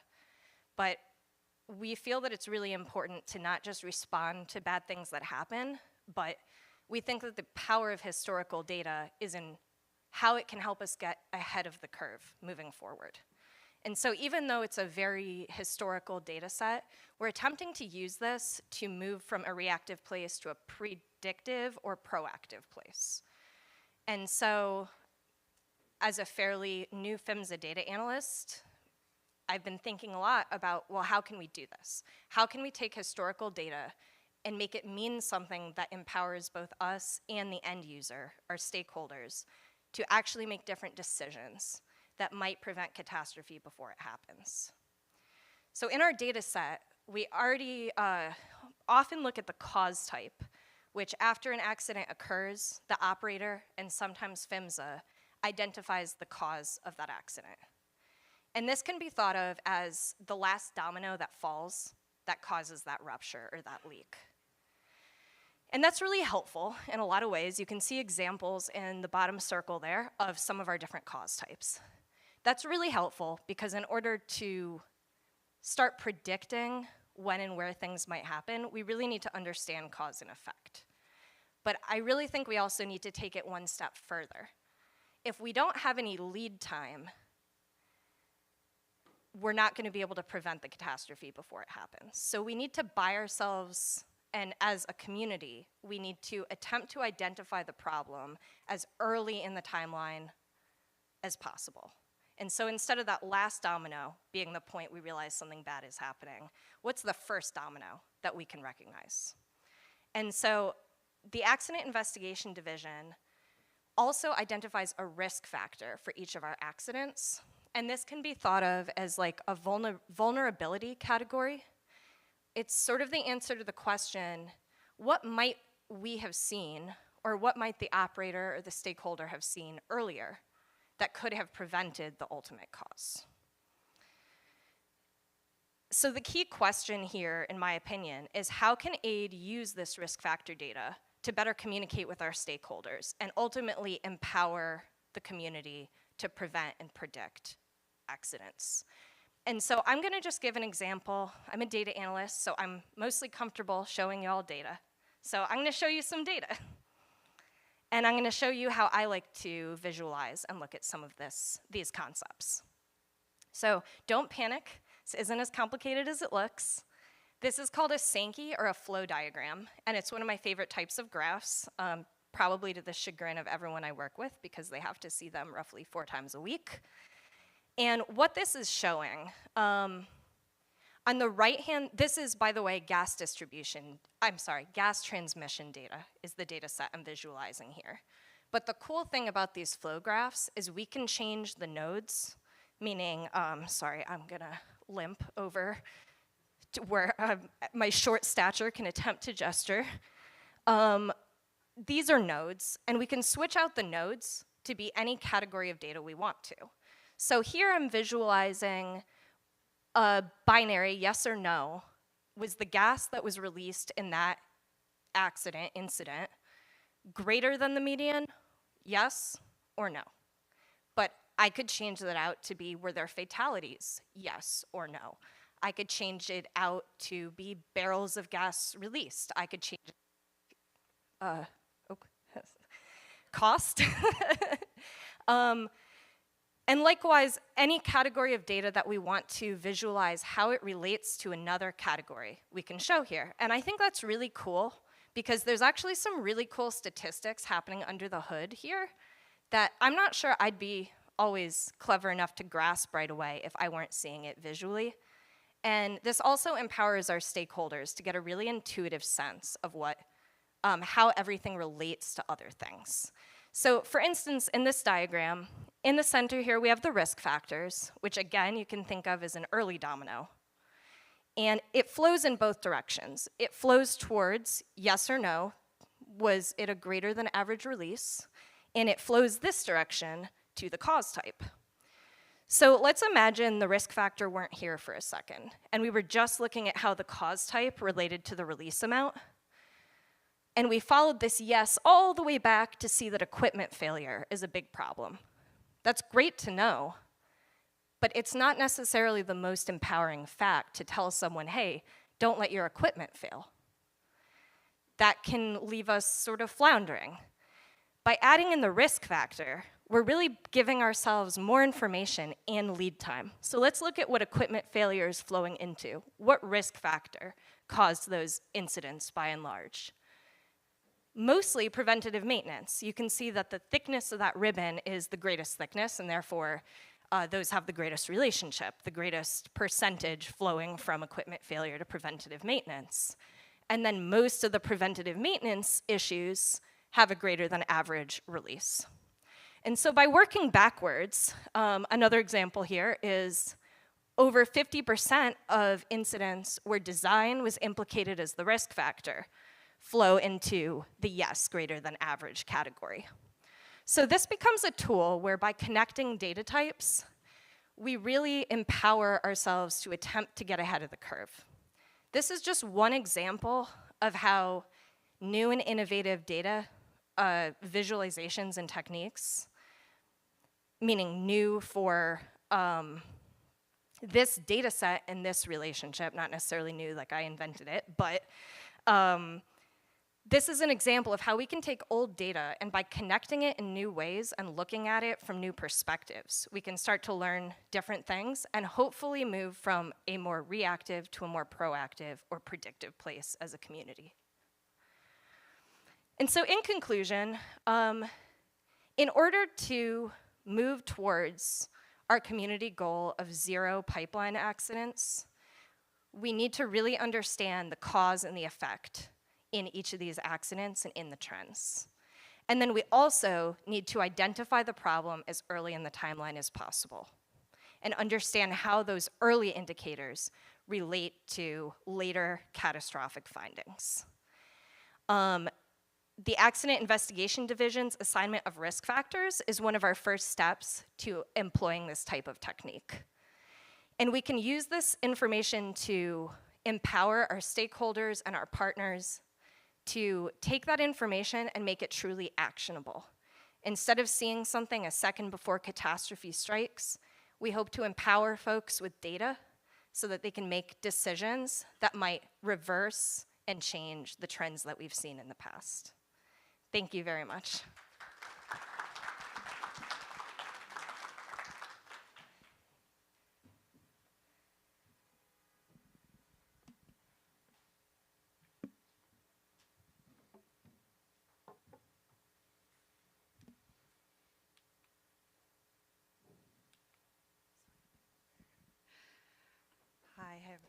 Thank you to the Pipeline Safety Trust for organizing this conference and allowing this opportunity to speak. My name is Alexandra, and I'm with the Environmental Integrity Project. We are a nonprofit, nonpartisan watchdog organization that advocates for the effective enforcement of environmental laws. And my work at EIP primarily involves managing the Oil and Gas Watch data set, which I will be speaking about today. Oil and Gas Watch is a public data set that tracks the build-out of oil, gas, and petrochemical infrastructure across the United States. We at EIP began collecting this data back in 2019 in order to spotlight the build-out of mid and downstream infrastructure that was taking place after the shale revolution. And we do that by tracking the construction or operating status of new and expanding facilities and pipelines that have been proposed since 2012. As a part of that, we also tally up each facility's potential to emit greenhouse gases and criteria air pollutants like particulate matter, and we also track wetland impacts and water body crossings for new and expanding pipelines. All of that information we gather from government approvals and permit documents, and we make all of that information available on our website as well as the local demographics of populations living within 3 miles of each facility, which we obtained from the EPA.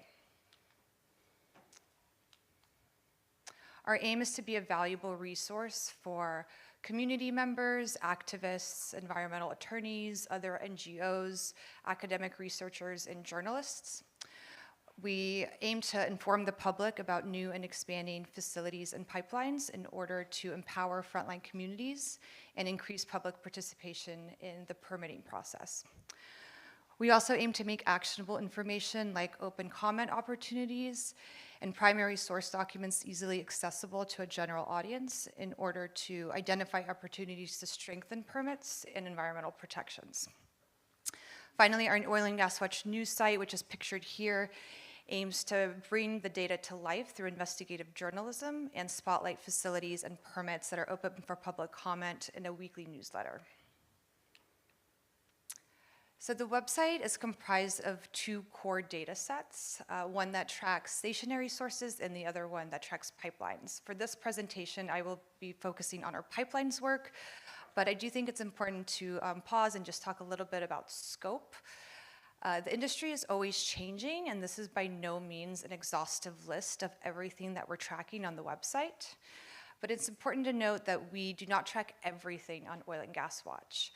So we do not track certain upstream sources like well pads or gathering pipelines. And because our website aims to spotlight new and proposed projects that have not yet been built, we do not track every existing facility and pipeline that is currently operating in the United States. In terms of our pipeline data, what we do track are crude and liquid pipelines, including pipelines that transport petrochemical products like Y-grade or mixed hydrocarbon gas liquids, as well as isolated petrochemical feedstocks like ethane or propane. We also track inter- and intrastate natural gas pipelines and increasingly more and more hydrogen and carbon pipelines. Currently, we're tracking over 250 pipeline projects, representing about 28,000 miles of new pipe. About half of those have not yet been fully constructed, but have the potential to impact about 19,000 acres of wetlands. Our website also provides information on digitized pipeline routes, like the Mountain Valley pipeline that's pictured here. And that data allows you to visualize connections between associated facilities and pipelines. And what we mean when we talk about an associated facility on Oil and Gas Watch is a facility or a pipeline that's being proposed or expanded as part of a pipeline project. That can include something like a compressor station that helps move gas through a pipeline and regulate flow and pressure, but it can also include an export terminal like an LNG or a crude oil export terminal, storage facilities, and in the case of carbon pipelines, injection and disposal wells. We also provide access to thousands of government records that we've obtained through government websites or public information requests. And all of this data can be exported through our website. You can export our pipelines data set in a CSV or an Excel format, or in the case of the pipeline routes, the geospatial data and underlying metadata. This is what a typical pipeline page looks like on Oil and Gas Watch. This is actually for the Mountain Valley Pipeline that you just saw in the previous slide. So as I mentioned earlier, we do track wetland impacts as well as water body crossings. For gas pipelines, we also track greenhouse gas emissions from additional compression. What we noticed when we started collecting this pipeline data is that information on environmental impacts is also often presented in piecemeal. And so what our website aims to do is aggregate that data in order to present a more complete and accurate picture of environmental impacts. All of that information we obtain from permit documents. However, it is important to note that data availability greatly differs depending on the type of pipeline or the product type, what the pipeline's actually carrying. The most robust data that we have comes from environmental impact statements and environmental assessments that FERC or MARAD conduct as a part of their NEPA review. For liquids pipelines and basically all of the other product types that we're tracking, data can be really sparse. So if a company is not required to obtain a permit under one of the statutes listed here, oftentimes we do have to rely on industry sources and company-provided data, which often lacks information on environmental impacts. There are a few government data sets that can be useful. The EIA publishes a pipelines data set that's updated quarterly, I believe. And for existing carbon pipelines, PHMSA has a pretty good list. Unfortunately, that is the extent of the PHMSA data that we rely on. While PHMSA does publish, allow you to view pipeline routes, they do not allow you to export that data. And that information is only available on a county-by-county level.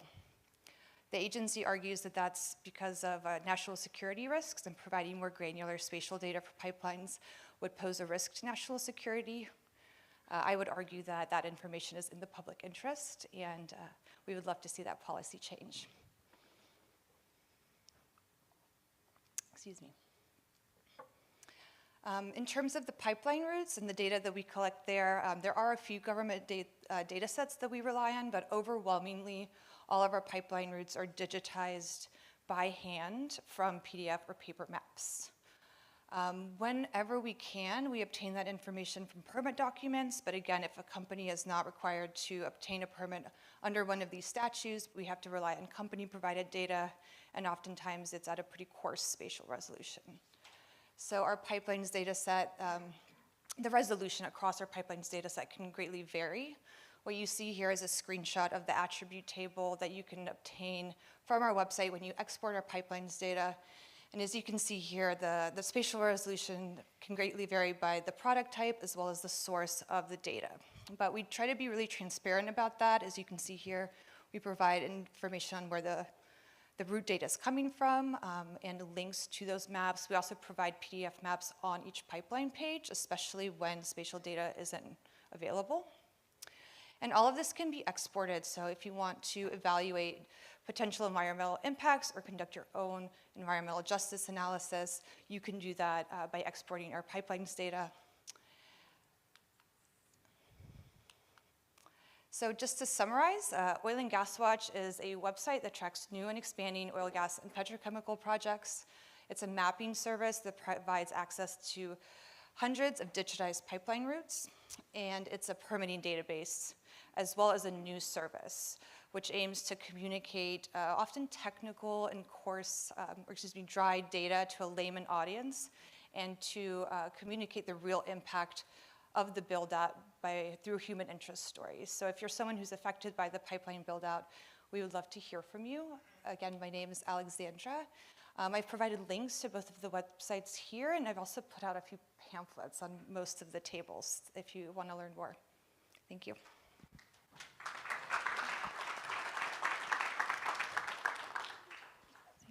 Wonderful job, everybody. Really informative presentations. A little bit of housekeeping.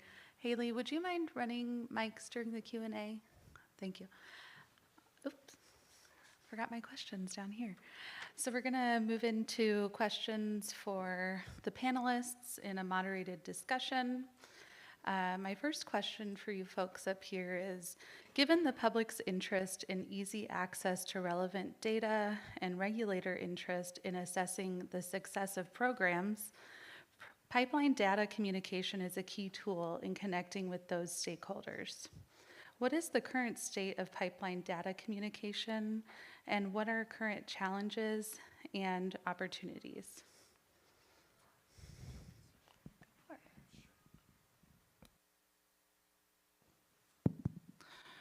Thanks for the question, Aaron. I think as far as the current state of pipeline data, speaking broadly to incident data, to location data, to investigation data, I think it's improving a lot. I think folks have an interest. From the trust's perspective, this role that I am in is new as of almost 2 years ago. And I think similarly, we've been seeing a lot of new roles or new focuses at PHMSA working on similar things. And we've been seeing partner organizations like the Environmental Integrity Project continue to expand their work in this space. So I think it's a really, it's motivating to be working in it, and it feels like, with the passing weeks, months, and years, we have more partners every year.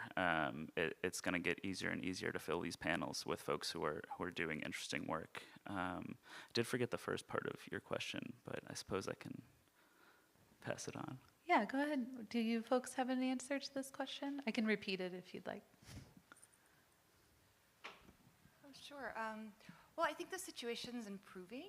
We're certainly trying to contribute to that by providing, for example, access to digitized pipeline routes. To our knowledge, it's the only website that does that for free. Paid services can be extremely expensive and inaccessible to community groups or frontline communities that are actively fighting these pipelines. So it's really important to kind of liberate that data and help folks visualize these issues. Yeah, sorry, can you? Is this? Switch, yeah. There's a switch right on the top. Yeah. Testing. It works.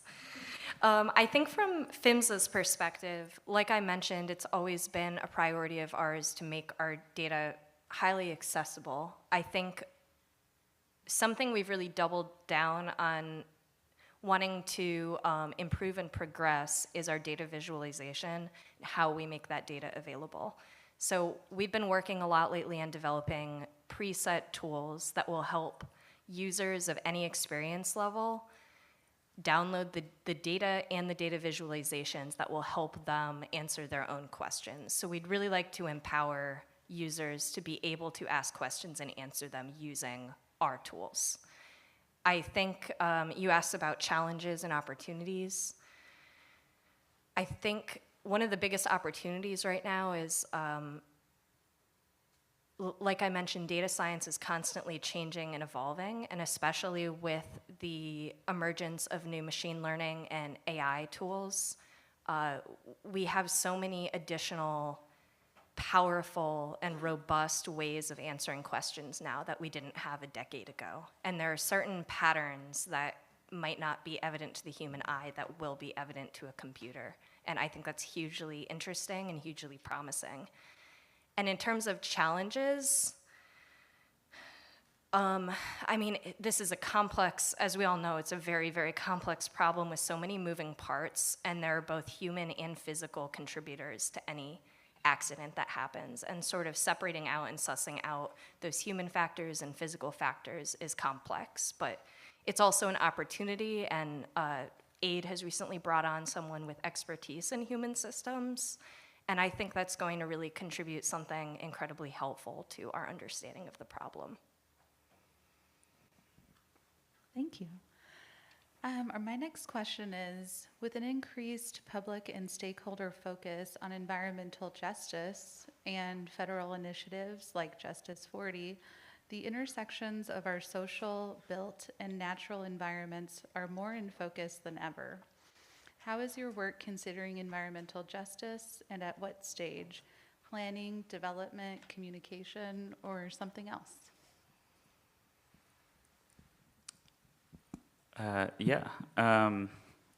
Thank you again. As far as the work that we're doing at the Trust to consider environmental justice, I think that happens at every stage. With the state incident map, which I should have clarified earlier, that is very much still a work in progress. It was, I think, day one that we started working on that project involved talking about how we can we talked about the goal, and then directly following that is how can we make sure that we're considering communities that have been disproportionately affected by pipeline incidents and pipeline development. It's a complex question to answer. I know that there are a lot of projects working on developing an index, whether it's things like EJ Screen or, it feels like every federal agency has its own environmental justice index at this point. We at the Trust, we're not tied to any specific one. We want to make sure that rather than having an index or any sort of specific tool, that we're considering communities as a whole and as their distinct characteristics that make them an environmental justice community. So it's breaking it down into specific variables and also looking at aggregated data as well, so that we get every perspective that we can. It really is such an important piece of this puzzle, is especially looking at the incidents, the developments, is understanding what has happened, and the next step is what can we do. I think there's a lot of exciting work. What Meg has talked about as far as being predictive or proactive rather than reactive. I feel like looking at the incident data, it always feels like we're being reactive, but step one and even getting back to that proactive piece is understanding what has happened and contextualizing all of that. Cool. Thank you. As I mentioned, we provide information on environmental justice indicators on our website. However, we do that for our stationary sources and not for pipelines. I think the most valuable data product we produce are these digitized pipeline routes. I think it's really important to make that data accessible, and anyone has access to it and can perform their own environmental justice analysis. I think this is especially critical for pipelines that have not yet been built. It's really important for folks to know, where proposed pipeline routes are going to be sited. It's important for them, not just from an environmental perspective, but also to engage folks in the public participation process. So I think that's really valuable. We're also working on an analysis with carbon pipelines, so evaluating populations within 2 miles of proposed carbon pipeline routes, and that'll be ready next year. And we also spend a lot of time communicating data to a layman audience. So as I'm sure a lot of folks here know, federal dockets can be pretty dense. Permit documents can be really dense. They can be confusing. What we do is we identify the most important information and communicate that to a general audience. We also tried to highlight public interest stories and, as I mentioned in my presentation, kind of bring that data to life and make it more accessible by shining a spotlight on the real human impact of the build out. And so bringing it down to kind of a more general level and not such a technical, dry level, I think that really helps engage folks. Yeah.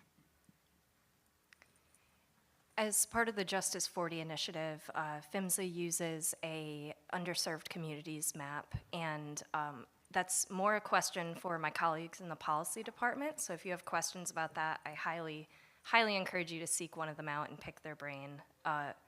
From my perspective, I'll just add that I think to have equity, we need objectivity. And I think that good, strong data analysis will contribute to that objectivity. And I think data-driven decision-making will contribute to that equity and objectivity. And I think that in any old field, there are always assumptions and narratives that go into the problem that are sometimes left unquestioned. And part of data science's role is to question those things that maybe have been assumed or unquestioned for a long time. And I think that's a really important first step in understanding the true picture before us. Thank you. So the last question I have is, with various stakeholders from a diverse set of backgrounds and differing levels of existing knowledge, accessible data communication is critical to conveying knowledge and supporting collaboration. How do you accommodate the needs and perspectives of different stakeholders, such as regulators, affected communities, and environmental groups, and how do you turn that knowledge into empowerment?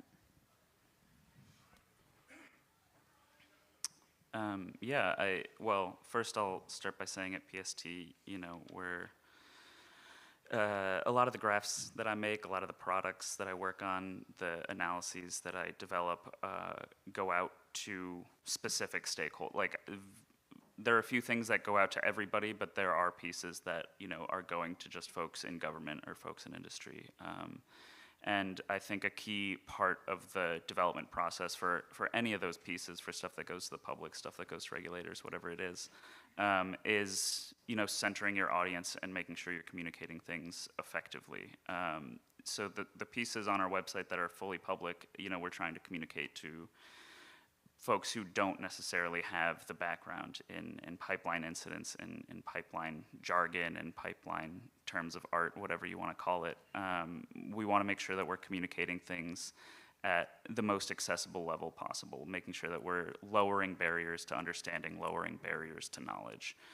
I think as far as considering the feedback that we get, I'm always excited to hear from folks who work at PHMSA, who work in industry, and who are members of the public about what we could be doing better.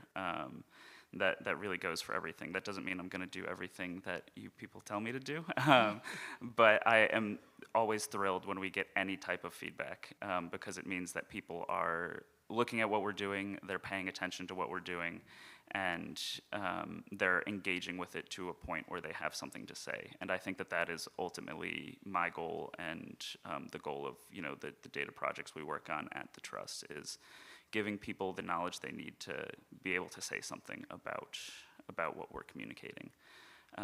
So yeah, just to center the stakeholder and make sure, we're giving them the tools they need to have feedback, I think. Not just to me, but to pipelines and the broader discussion. Thanks. I feel like I answered this question with my previous answer, but I guess I'll just add that we spend a huge focus of ours is to communicate data in a really accessible manner, or like our communications director says, in a way that even your grandmother would understand. So we do take a lot of time and effort to do that. We've talked a little bit about some of our data visualization tools. Another huge focus of ours is spotlighting public comment opportunities. So we really try to empower communities and the general public by distilling a lot of information at a national scale in a way that will allow folks to engage in the public participation process. And we really think that's critical. It's critical for frontline communities and communities living around these new pipelines, new facilities, or expansion projects to have a voice in that dialogue, and that is built in through our permitting process. So it's really important that folks engage, and we do everything that we can to help them do that and make it a little bit more accessible. Yeah, I think the data visualizations are hugely important for reaching our audiences. If you throw a table in front of someone, it might take a great deal of effort and possibly prior knowledge of what they're looking at to know what to do with that table. Whereas a visualization, I really like what James said earlier about data telling a story. I think with a visualization, you can tell a story that has a beginning, a middle, and end, and implies what can be done. So I think that that's a really big step for us in improving our data communication. And then I think to reach various stakeholders, we've been thinking a lot lately about scale and how depending on the stakeholder, they might be interested in a different scale of data. A member of the public might want to know what's happening on their street, and a state partner might want to know what's happening in their state, and maybe they want to compare that to national trends. So developing tools that would allow someone to pull data easily at whatever scale they're interested in, and pull data easily at multiple scales so that if you are a state partner and you want to compare to national trends, you're able to do that. And I think one example of something that we're excited about and have been working on, we fielded a question at a conference not too long ago about how we disseminate lessons that have been learned in the community. And it caused us to step back and reflect on what we are doing and are not yet doing to make sure that things that one operator or one group learns really are accessible, so not everyone has to learn it the hard way. So we've really been coming together and brainstorming all the different ways to make that information available so that we can prevent the same bad thing from happening more than once. And so we're talking about different visualizations, we're talking about how to create stories out of events or accidents that happen so that they're vivid and that the takeaway is clear, and hopefully that might prevent the need for that sort of event to be repeated in order for the lesson to be learned by the broader community. Thank you, panelists. We're going to move to our audience Q&A. Haley has a microphone, so if you have a question, please raise your hand high. And we really want to get members of the public asking questions too, so feel free. If you could also please introduce yourself just so that we can be friends here and know who's asking the question. Hi, my name is Kirk Jalbert. I am a professor at University of Buffalo. I've been studying public engagement and data practices related to the oil and gas industry for probably about 15 years. So a couple points. First of all, thank you so much to PHMSA for bringing in a lot of new fresh perspectives and expertise on data analytics and data communications. It is very much needed. I just want to say that PHMSA in general does a really good job of that compared to other agencies that I've studied, and so you definitely deserve some kudos. But I also think that we tend to fall into these patterns where groups like the Pipeline Safety Trust and EIP and Frac Tracker and go down the list end up having to fill in the gaps for a lot of the kinds of tools that you're talking about as these ideal goals that we'd like to reach as an agency. So I really just want to encourage PHMSA to keep moving in this direction and not assume that it should be the burden of nonprofits to figure out how to communicate wisely to the public, right? I do want to also just ask, Meg, you mentioned that like objectivity of data can be really important for trying to address some of the ways in which we don't attend to environmental justice questions, right?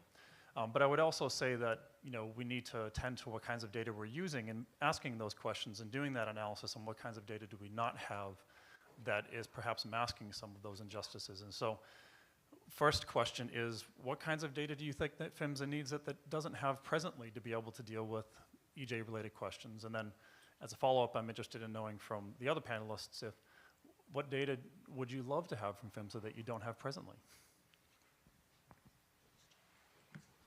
That's a really great question, and admittedly a little bit of a complex question to answer on the cusp. And I will definitely keep thinking about the question of what data types we're most in need of. As part of the DAT team, which was that interdepartment team I'm on that I mentioned, we've been having a lot of conversations, first about feature engineering. So I am really passionate about natural language processing. And I think that a lot of information can be gleaned from text summaries, whether there are my division's full failure investigation reports, which are many, many pages, 30, 40 pages, or whether they're just the operator's summary of what happened. I think there are a lot of clues in those that dig a layer deeper than what might be reported in some of the numbers, especially when it comes to human factors. I think that when we look at a cause, it's important to say, okay, but what caused that cause? And okay, what caused that cause? And sometimes the deeper cause is hidden in what's reported on the surface. And I think it is our obligation to keep digging until we get at the true root cause. Because if the root cause is obscured, we're never going to be able to fix the problem. And I think we're never going to be able to address the questions of equity that you're asking about. So by using techniques like natural language processing, where we can ask a computer model to find similarities between 4 incidents that maybe I don't see any connection between, but maybe they all hurt similar communities, and we might find a similar root cause in some of those by digging a few layers deeper, is a way of engineering some of these features that we don't currently have. But I do also feel that, like I said, I'm fairly new, and so I'm still learning and still observing, but I do feel like I will be heard as a data analyst if I say, I think we'd be able to do a whole lot more if we had this or that. I feel very confident that if I took it up the chain, I would be heard and that would be taken seriously. And that is so empowering to feel like I'm not limited by what exists and that there really is a whole world out there that we can expand into if we just observe it and speak up. So I'm sorry that that's not a full question. If I think of more, I will definitely come find you. But I would also love to hear what they think we need to be doing to improve our data sets.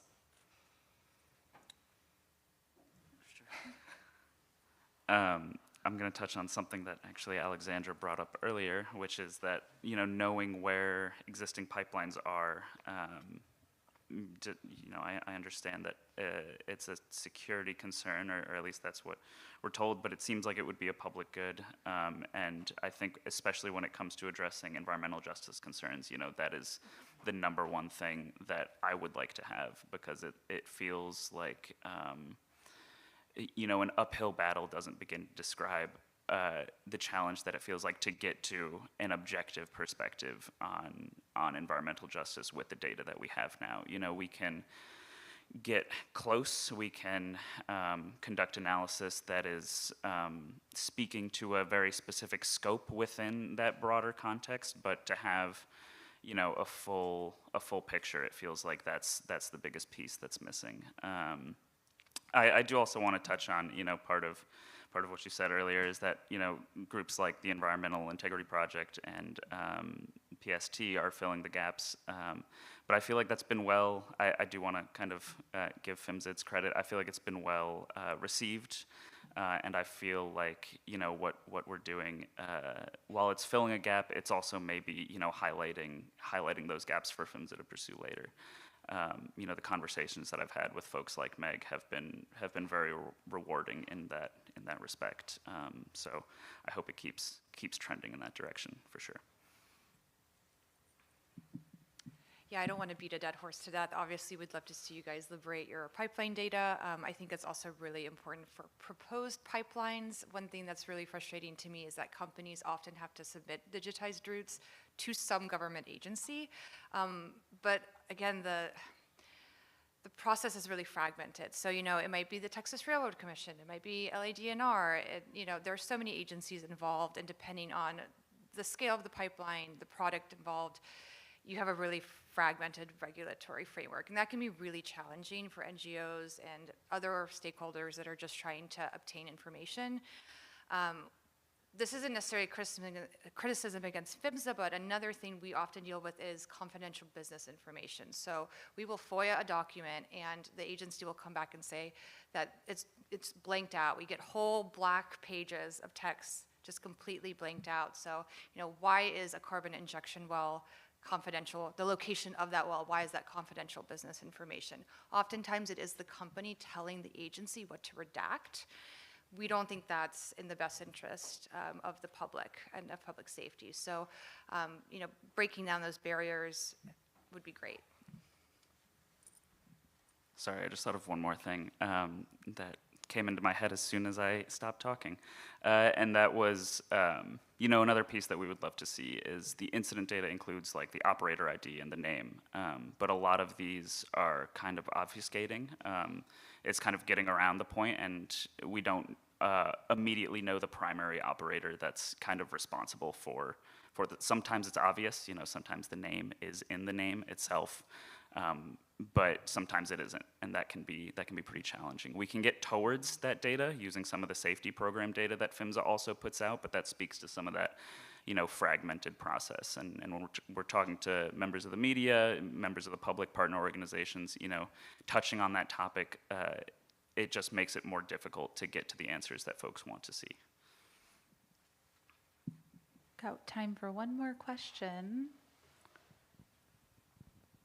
I'm gonna do my best to get this out. My name is Lori Simmons. I work with PRPC. I live in far west Texas. I'm in social work, so I can really appreciate these data sets. That's what I use. I appreciate facts, hard facts of what's literally going on. However, we have decades of facts and studies and numbers and graphs and charts. At what point do we say we have enough data to know that this is a problem and that we need to address it instead of we're going to get more data? Okay? That can take years. We have people getting sick now. This is from sleeping in El Paso for a week because I don't live in these high contaminant areas. This is why I don't live in these high contaminant areas. I'm from Houston, and I actually had to leave because of this. So how much more data do we need from our government to look at before we realize there's a problem? And all of this data, nobody's talking solutions. I appreciate that we need to know the why and the how in the past in order to correct the future, but we're stuck in this how and why. We're not focused on the future. Nobody's talking about this is a problem, this is a correlation, and we need to apply it here. When are we going to get to that point? Yeah, there's a huge disconnect. I appreciate the work. I appreciate you getting all the information. I understand what that's like. I've been in research. I get it. That's a huge mountain you're pulling. But how much data do you need? I'm in social work. I'm sitting right here. I'm telling you, my communities, their communities are being affected. What do you need? You've got the numbers. You've got us. Can we all get to the table and talk about solutions today, not 10 years from now? Yeah, thank you for the question.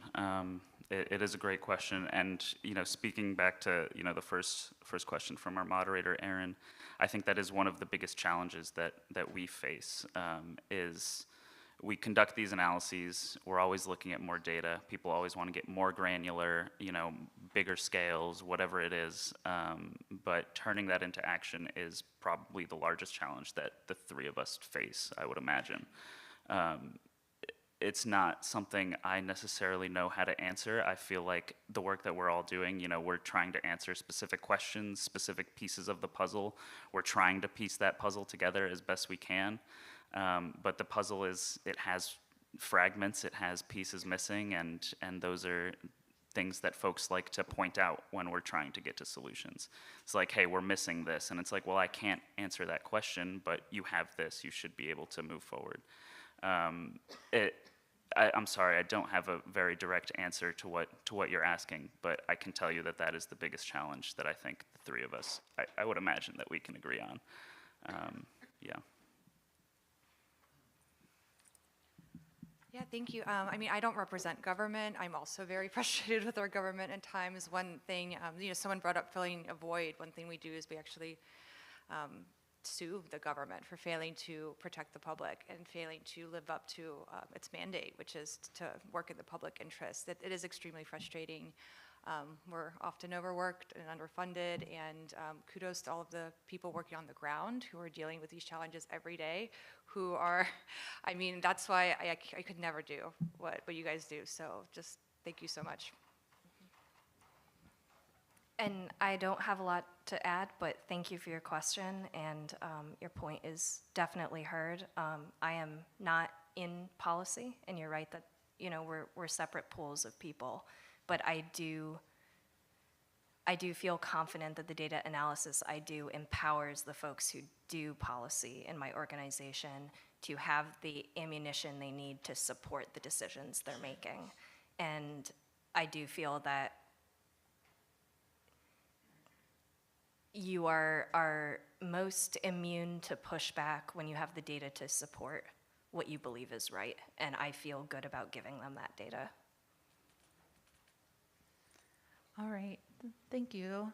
I want to thank all of our panelists for joining us today. James, thank you for planning this session. Thought it was very productive.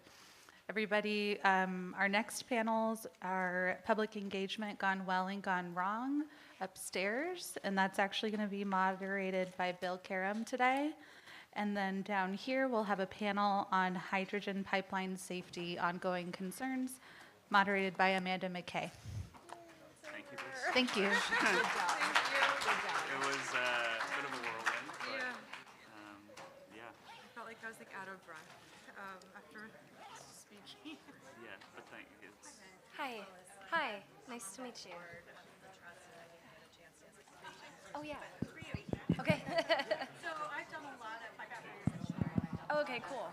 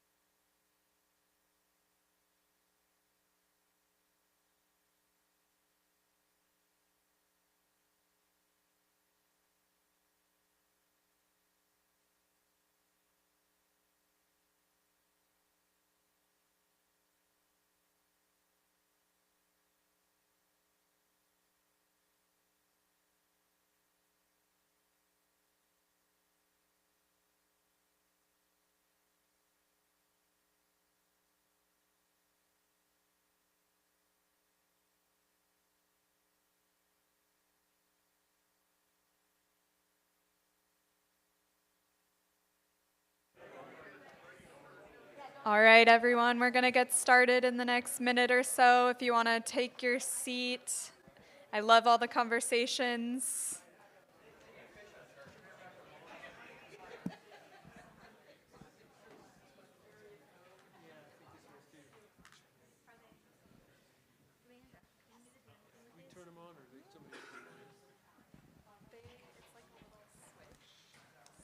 Now they're on. Okay.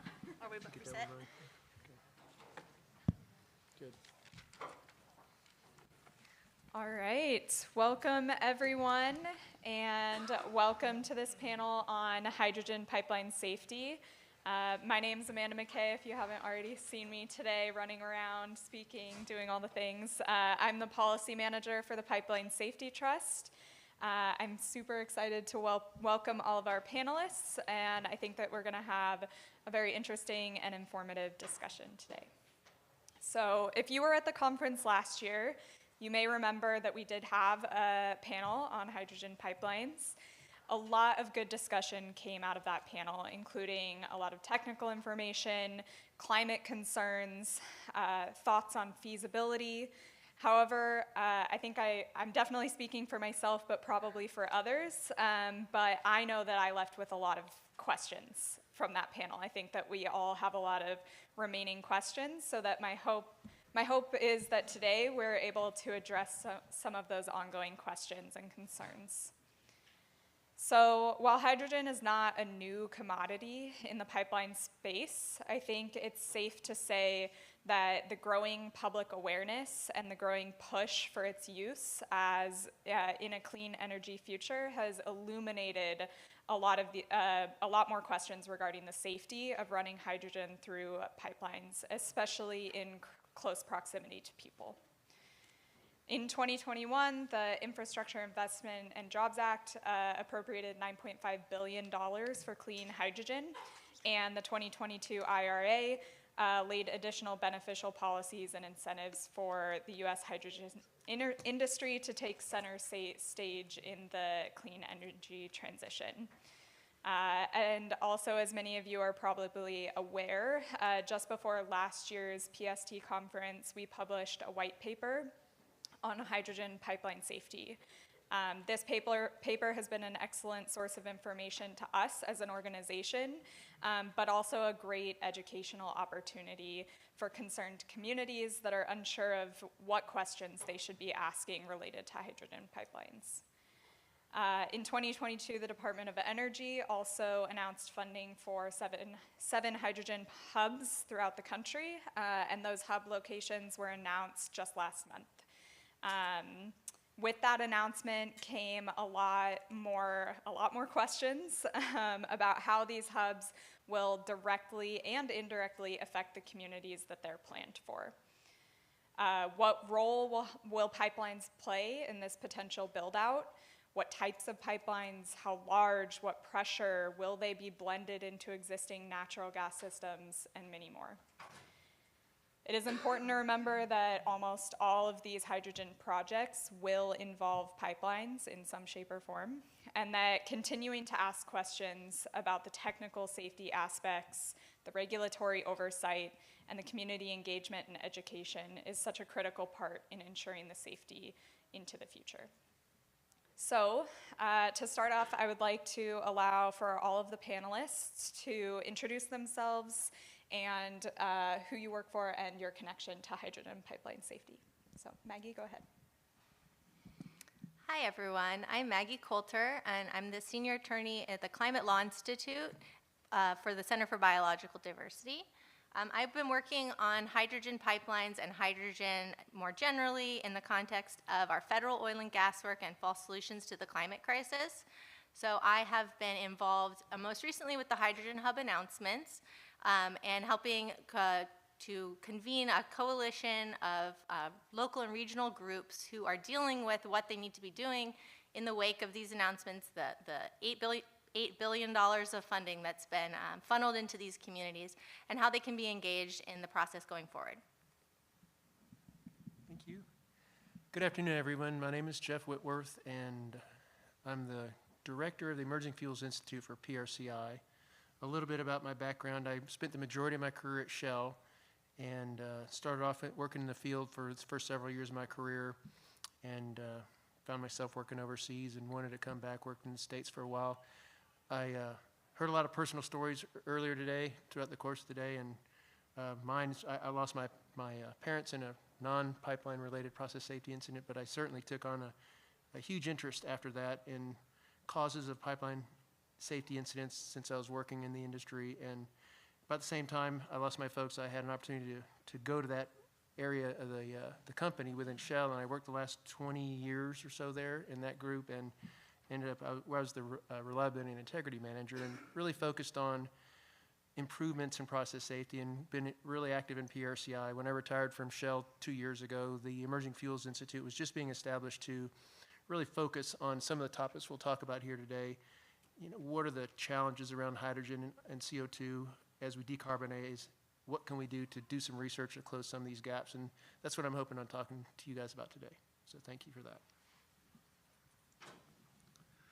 Yeah, good afternoon. I'm Brian Lethko. I'm the Southwest Region Director for the Office of Pipeline Safety for PHMSA out of the Houston office. I've been in position for about 1 year and 4 months. I came over from another federal agency, and prior to that I was about 20 years in industry, working various aspects of pipeline integrity, pipeline tools, and before that I spent about 13 years in the submarine force, active duty submariner. So I've got a nuclear background, oil and gas background, and now some good regulatory work. I'm here primarily for 2 reasons. One, we have the bulk of the hydrogen assets in my region. And in addition, PHMSA has recently stood up an internal hydrogen team to include folks within PHMSA as well as some of our state partners. And I'm the sponsor for that hydrogen team as the regulator with the bulk of the assets in PHMSA. Thank you. All right, thank you, everyone. So I'm going to just jump right into some of the questions. I think that it'd be interesting to hear a little bit from Brian and Jeff about what are the current regulations and maybe some industry standards practices that are specific to transporting hydrogen through pipelines, and then I'll have a follow-up after that. Kick it off with Greg. Sure. So hydrogen pipelines that we have currently in service are regulated under 49 CFR 192, which is the same regulation we use for natural gases and other gases. And gases are defined in the code to include flammable gases such as hydrogen. And so we have been regulating pipelines since 1970. Again, I've got the bulk of them in the Gulf Coast, Louisiana, Texas, down through Corpus Christi. There are some scattered throughout the U.S., but the bulk of the pipelines are in my region. We've been regulating them, like I said, since 1970 through the regulations. We are actively looking at typically these systems on about an every 3 or 5 year basis, depending on the system. And so we do maintain good oversight. Is it perfect? I'd like to think it is, but it's not. In general, I think we do a pretty good job. If you look at the statistics, like for example, we talked about at the last discussion, the trends are there, but we can always do better. And so understanding, having the discussions at these type of conferences, understanding what the other concerns are, listening, those are the kind of things I'm hoping to do in my role to help us do better as regulators. Thanks, Brian. And I'll speak a little bit to the standards side of the house. Folks who are in the industry are familiar with a standard called ASME 3112, and so that's the guidance document or the guidance standard for design and construction of a pipeline that's going to run hydrogen. Historically, that's been 100% hydrogen, not blends.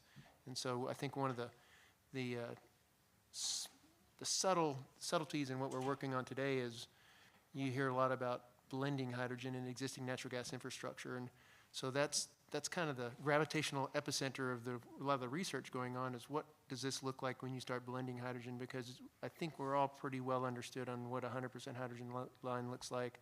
They're building them as we speak in Europe and in other places around the world, and we're pretty settled in what's going on there in what we consider a pretty mature environment. But in the blending side, the question is around what do you do if you put 1%, 20%, 30% in an existing natural gas system, and what's the implication there? So really a lot of the work that we're doing focuses on the potential of blending and the pros and cons around that and the implications around asset integrity, of course, safety, and things like measurement and compression as well.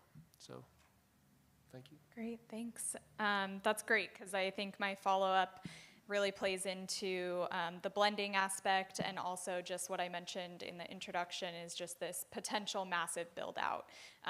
And so my follow-up is, you know, I think you alluded to this a little bit, Brian, is are the regulations sufficient for this build-out? And for you, Jeff, should that ASME standard be incorporated into reference? And maybe, Brian, you can also touch on that as well. Sure. So part of what PHMSA does on the side that I am not on, of course I'm on the field operations side, is that we have the engineering and research division. And so the last couple of years, I guess this year and 2 years ago, a lot of the thrust in the research initiatives and priorities have been looking at hydrogen, of course, and CO2 and other areas. So there's a number of current initiatives going on the research side to help inform ultimately regulation, to help understand what's necessary. You know, what changes do we need to make as a result of a hydrogen system versus what we have for a natural gas system? Are there changes required in some of the standards? Do some of the standards require updating to account for hydrogen? And so, you know, on the research side, you know, these initiatives are there to help inform what regulatory changes may need to be made as part of shifting over to a, you know, more of a hydrogen type economy.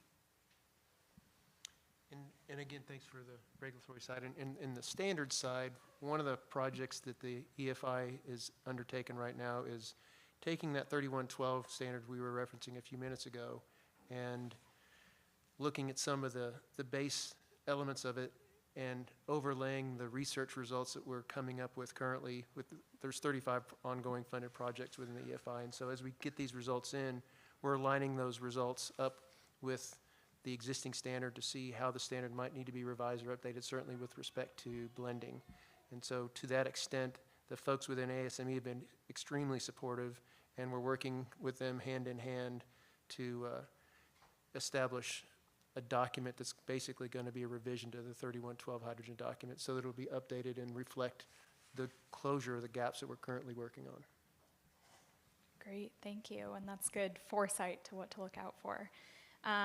So we're talking a little bit about this potential build-out, the announcement of the DOE hydrogen hubs.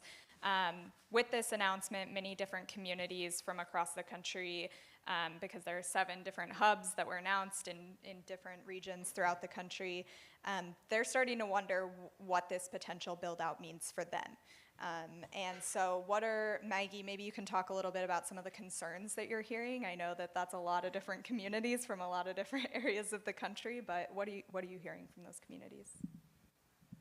Yeah, so one of the things that a lot of these communities are, the feedback we're hearing is that when the hub announcements were made, there were, it was a funding request for the federal government, and so these regional applicants had created community development plans, but hadn't necessarily been communicating with communities. And so the federal government is putting money towards developing a new technology that, as we're hearing, some of the standards may need to be updated, and we would argue are inadequate at this moment.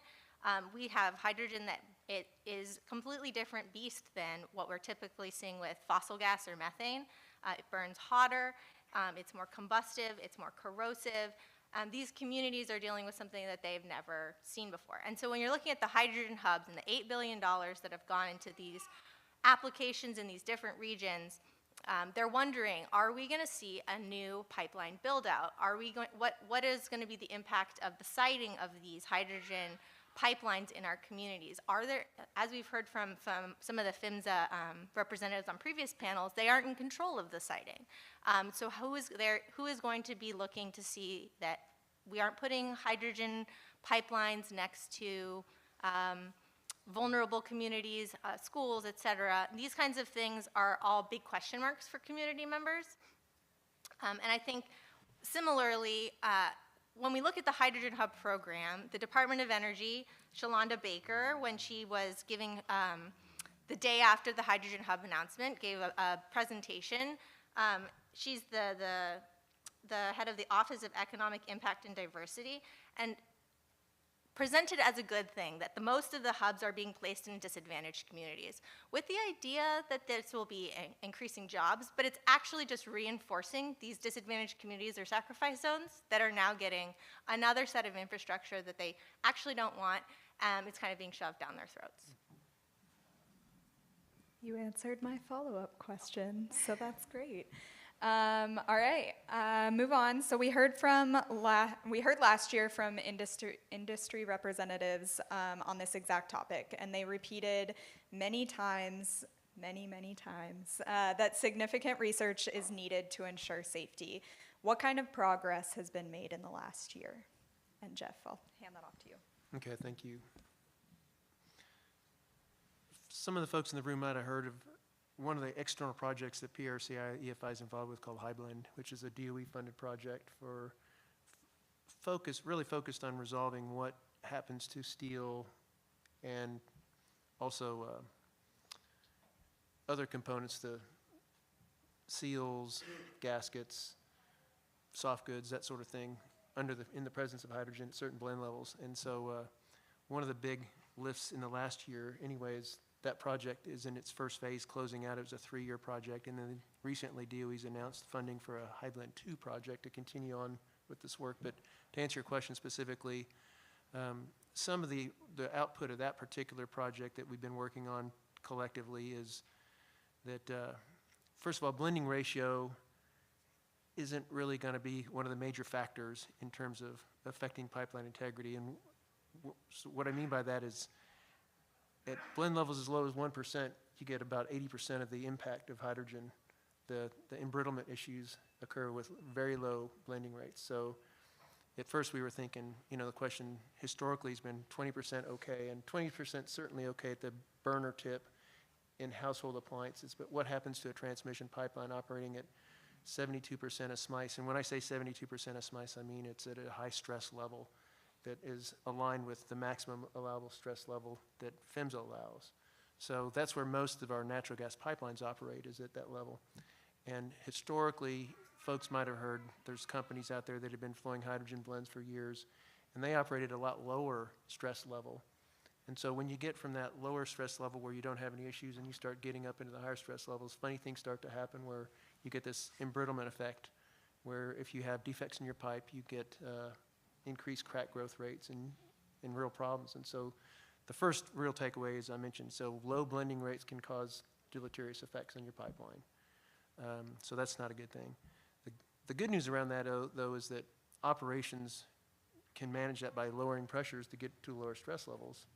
And as well, one of the real causes of embrittlement and cracking is changes in pressures. So as you operate a pipeline, typically you don't just keep it at a constant level. You raise it and lower it based on operational needs and delivery needs. And so between lowering pressures and managing your pressure cycling, you can get into this envelope that's acceptable for hydrogen. The question is whether or not we have the capacity in our pipeline systems to deliver blends like that and still meet the demands of New York City to keep everybody warm in the wintertime. So those are real 30,000-foot takeaways. We've got a lot more work that we're doing. The work I just mentioned in HighBlend is all done on coupons, small-scale steel samples. And so we've recently funded a project, what we're calling full-scale testing. And so we're testing full pipeline samples with real-world defects and fabricated defects that are what we see in the real-world side of the house, dents, when you get third-party damage, that sort of thing. So great, we've got this lab work done, but what's going to happen when we put these real-world defects? We want to make sure that we don't base any future standards or regulations on what we saw as a small-scale coupon test, and we're going to ultimately expand that to a more time-consuming and costly full-scale test that we're just now embarking upon. And HighBlend 2 will be indirectly linked with that. The work that we're doing there is going to be based from the EFI, but HighBlend 2 is actually doing some what they call subscale testing on some 2-inch pipe to do the same thing. So we're connecting dots right now to try to get to that next level, but that's kind of where the initial takeaway is. A lot of it's not necessarily new information if you've been tracking hydrogen for 20 years, but that's the big level high takeaway for safety. Great, thank you. Next question is a little bit for Brian, probably. So for gas distribution blending projects, which we know there are some out there that are happening, there are pilots that are being proposed. How do we account for the pipeline infrastructure that is outside of PHMSA or state pipeline safety programs jurisdictions, such as inside people's homes? Yeah, so like you mentioned, there are some pilot projects that are out there. As part of the hydrogen team I'm on, we've had a couple operators present to us the work that they're doing. One of which is a test facility where they basically simulate a town, and they provide blended hydrogen to to the town to verify that the materials that they have in place as part of on the distribution side can handle the blend.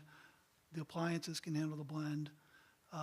But to your point, asking the question, what else can you do to support, those simulated homes? Is there any sort of detection you do? Hydrogen detection. And the answer came back, we do have those in place, but it wasn't clear that there's a desire to push those to the homes by the utility. I mean, I would like to think that they would. But that's just Brian's opinion, as an extra mitigation, just in case of an issue, because issues do happen. Unfortunately, people make mistakes, things happen. And so having those additional layers of protection would be useful. I will say there's another pilot project that's going on where they're actually delivering blended hydrogen to commercial and residential customers.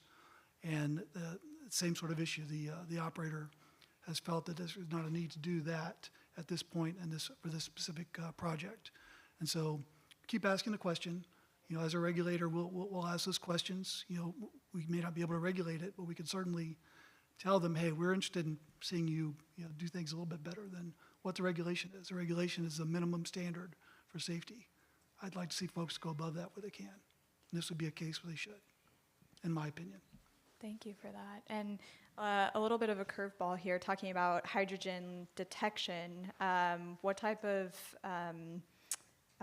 industry or governmental research has been done on hydrogen detection, leak detection, or in-home detectors? So there are currently, as part of the research projects we have on hydrogen, one of the projects is related to taking current industry hydrogen detectors and understanding the capability to detect on pipeline systems. So we do have current R&D at PHMSA looking into that. I guess I'd pass it to you for. We're shadowing that work, and then there's similar work going on in Australia and in Europe. There's two other peer organizations that look like EFI. One of them's EPRG in Europe, and the other one's Future Fuels in Australia. And so we all have a memo of understanding together, and we collectively share each other's roadmaps and our work. And so there's ongoing parallel work in the leak detection space. And we elected early on within PRCI to say we're not in the technology business, but we're certainly in the vetting of the technology business. And so that's effectively what we're doing, is we're looking at the technologies. And right now, I think that is a solution that seems to be at a comfort level that's better or higher than some of the other issues around integrity. So the answer is everybody seems to be working in a direction to land that one pretty safely. All right, thank you. All right, so the next question is for all the panelists, and maybe we'll start with Maggie. Last year we heard someone say during a panel on hydrogen pipelines that environmental policy has to follow safety policy. How do we ensure that safety is at the forefront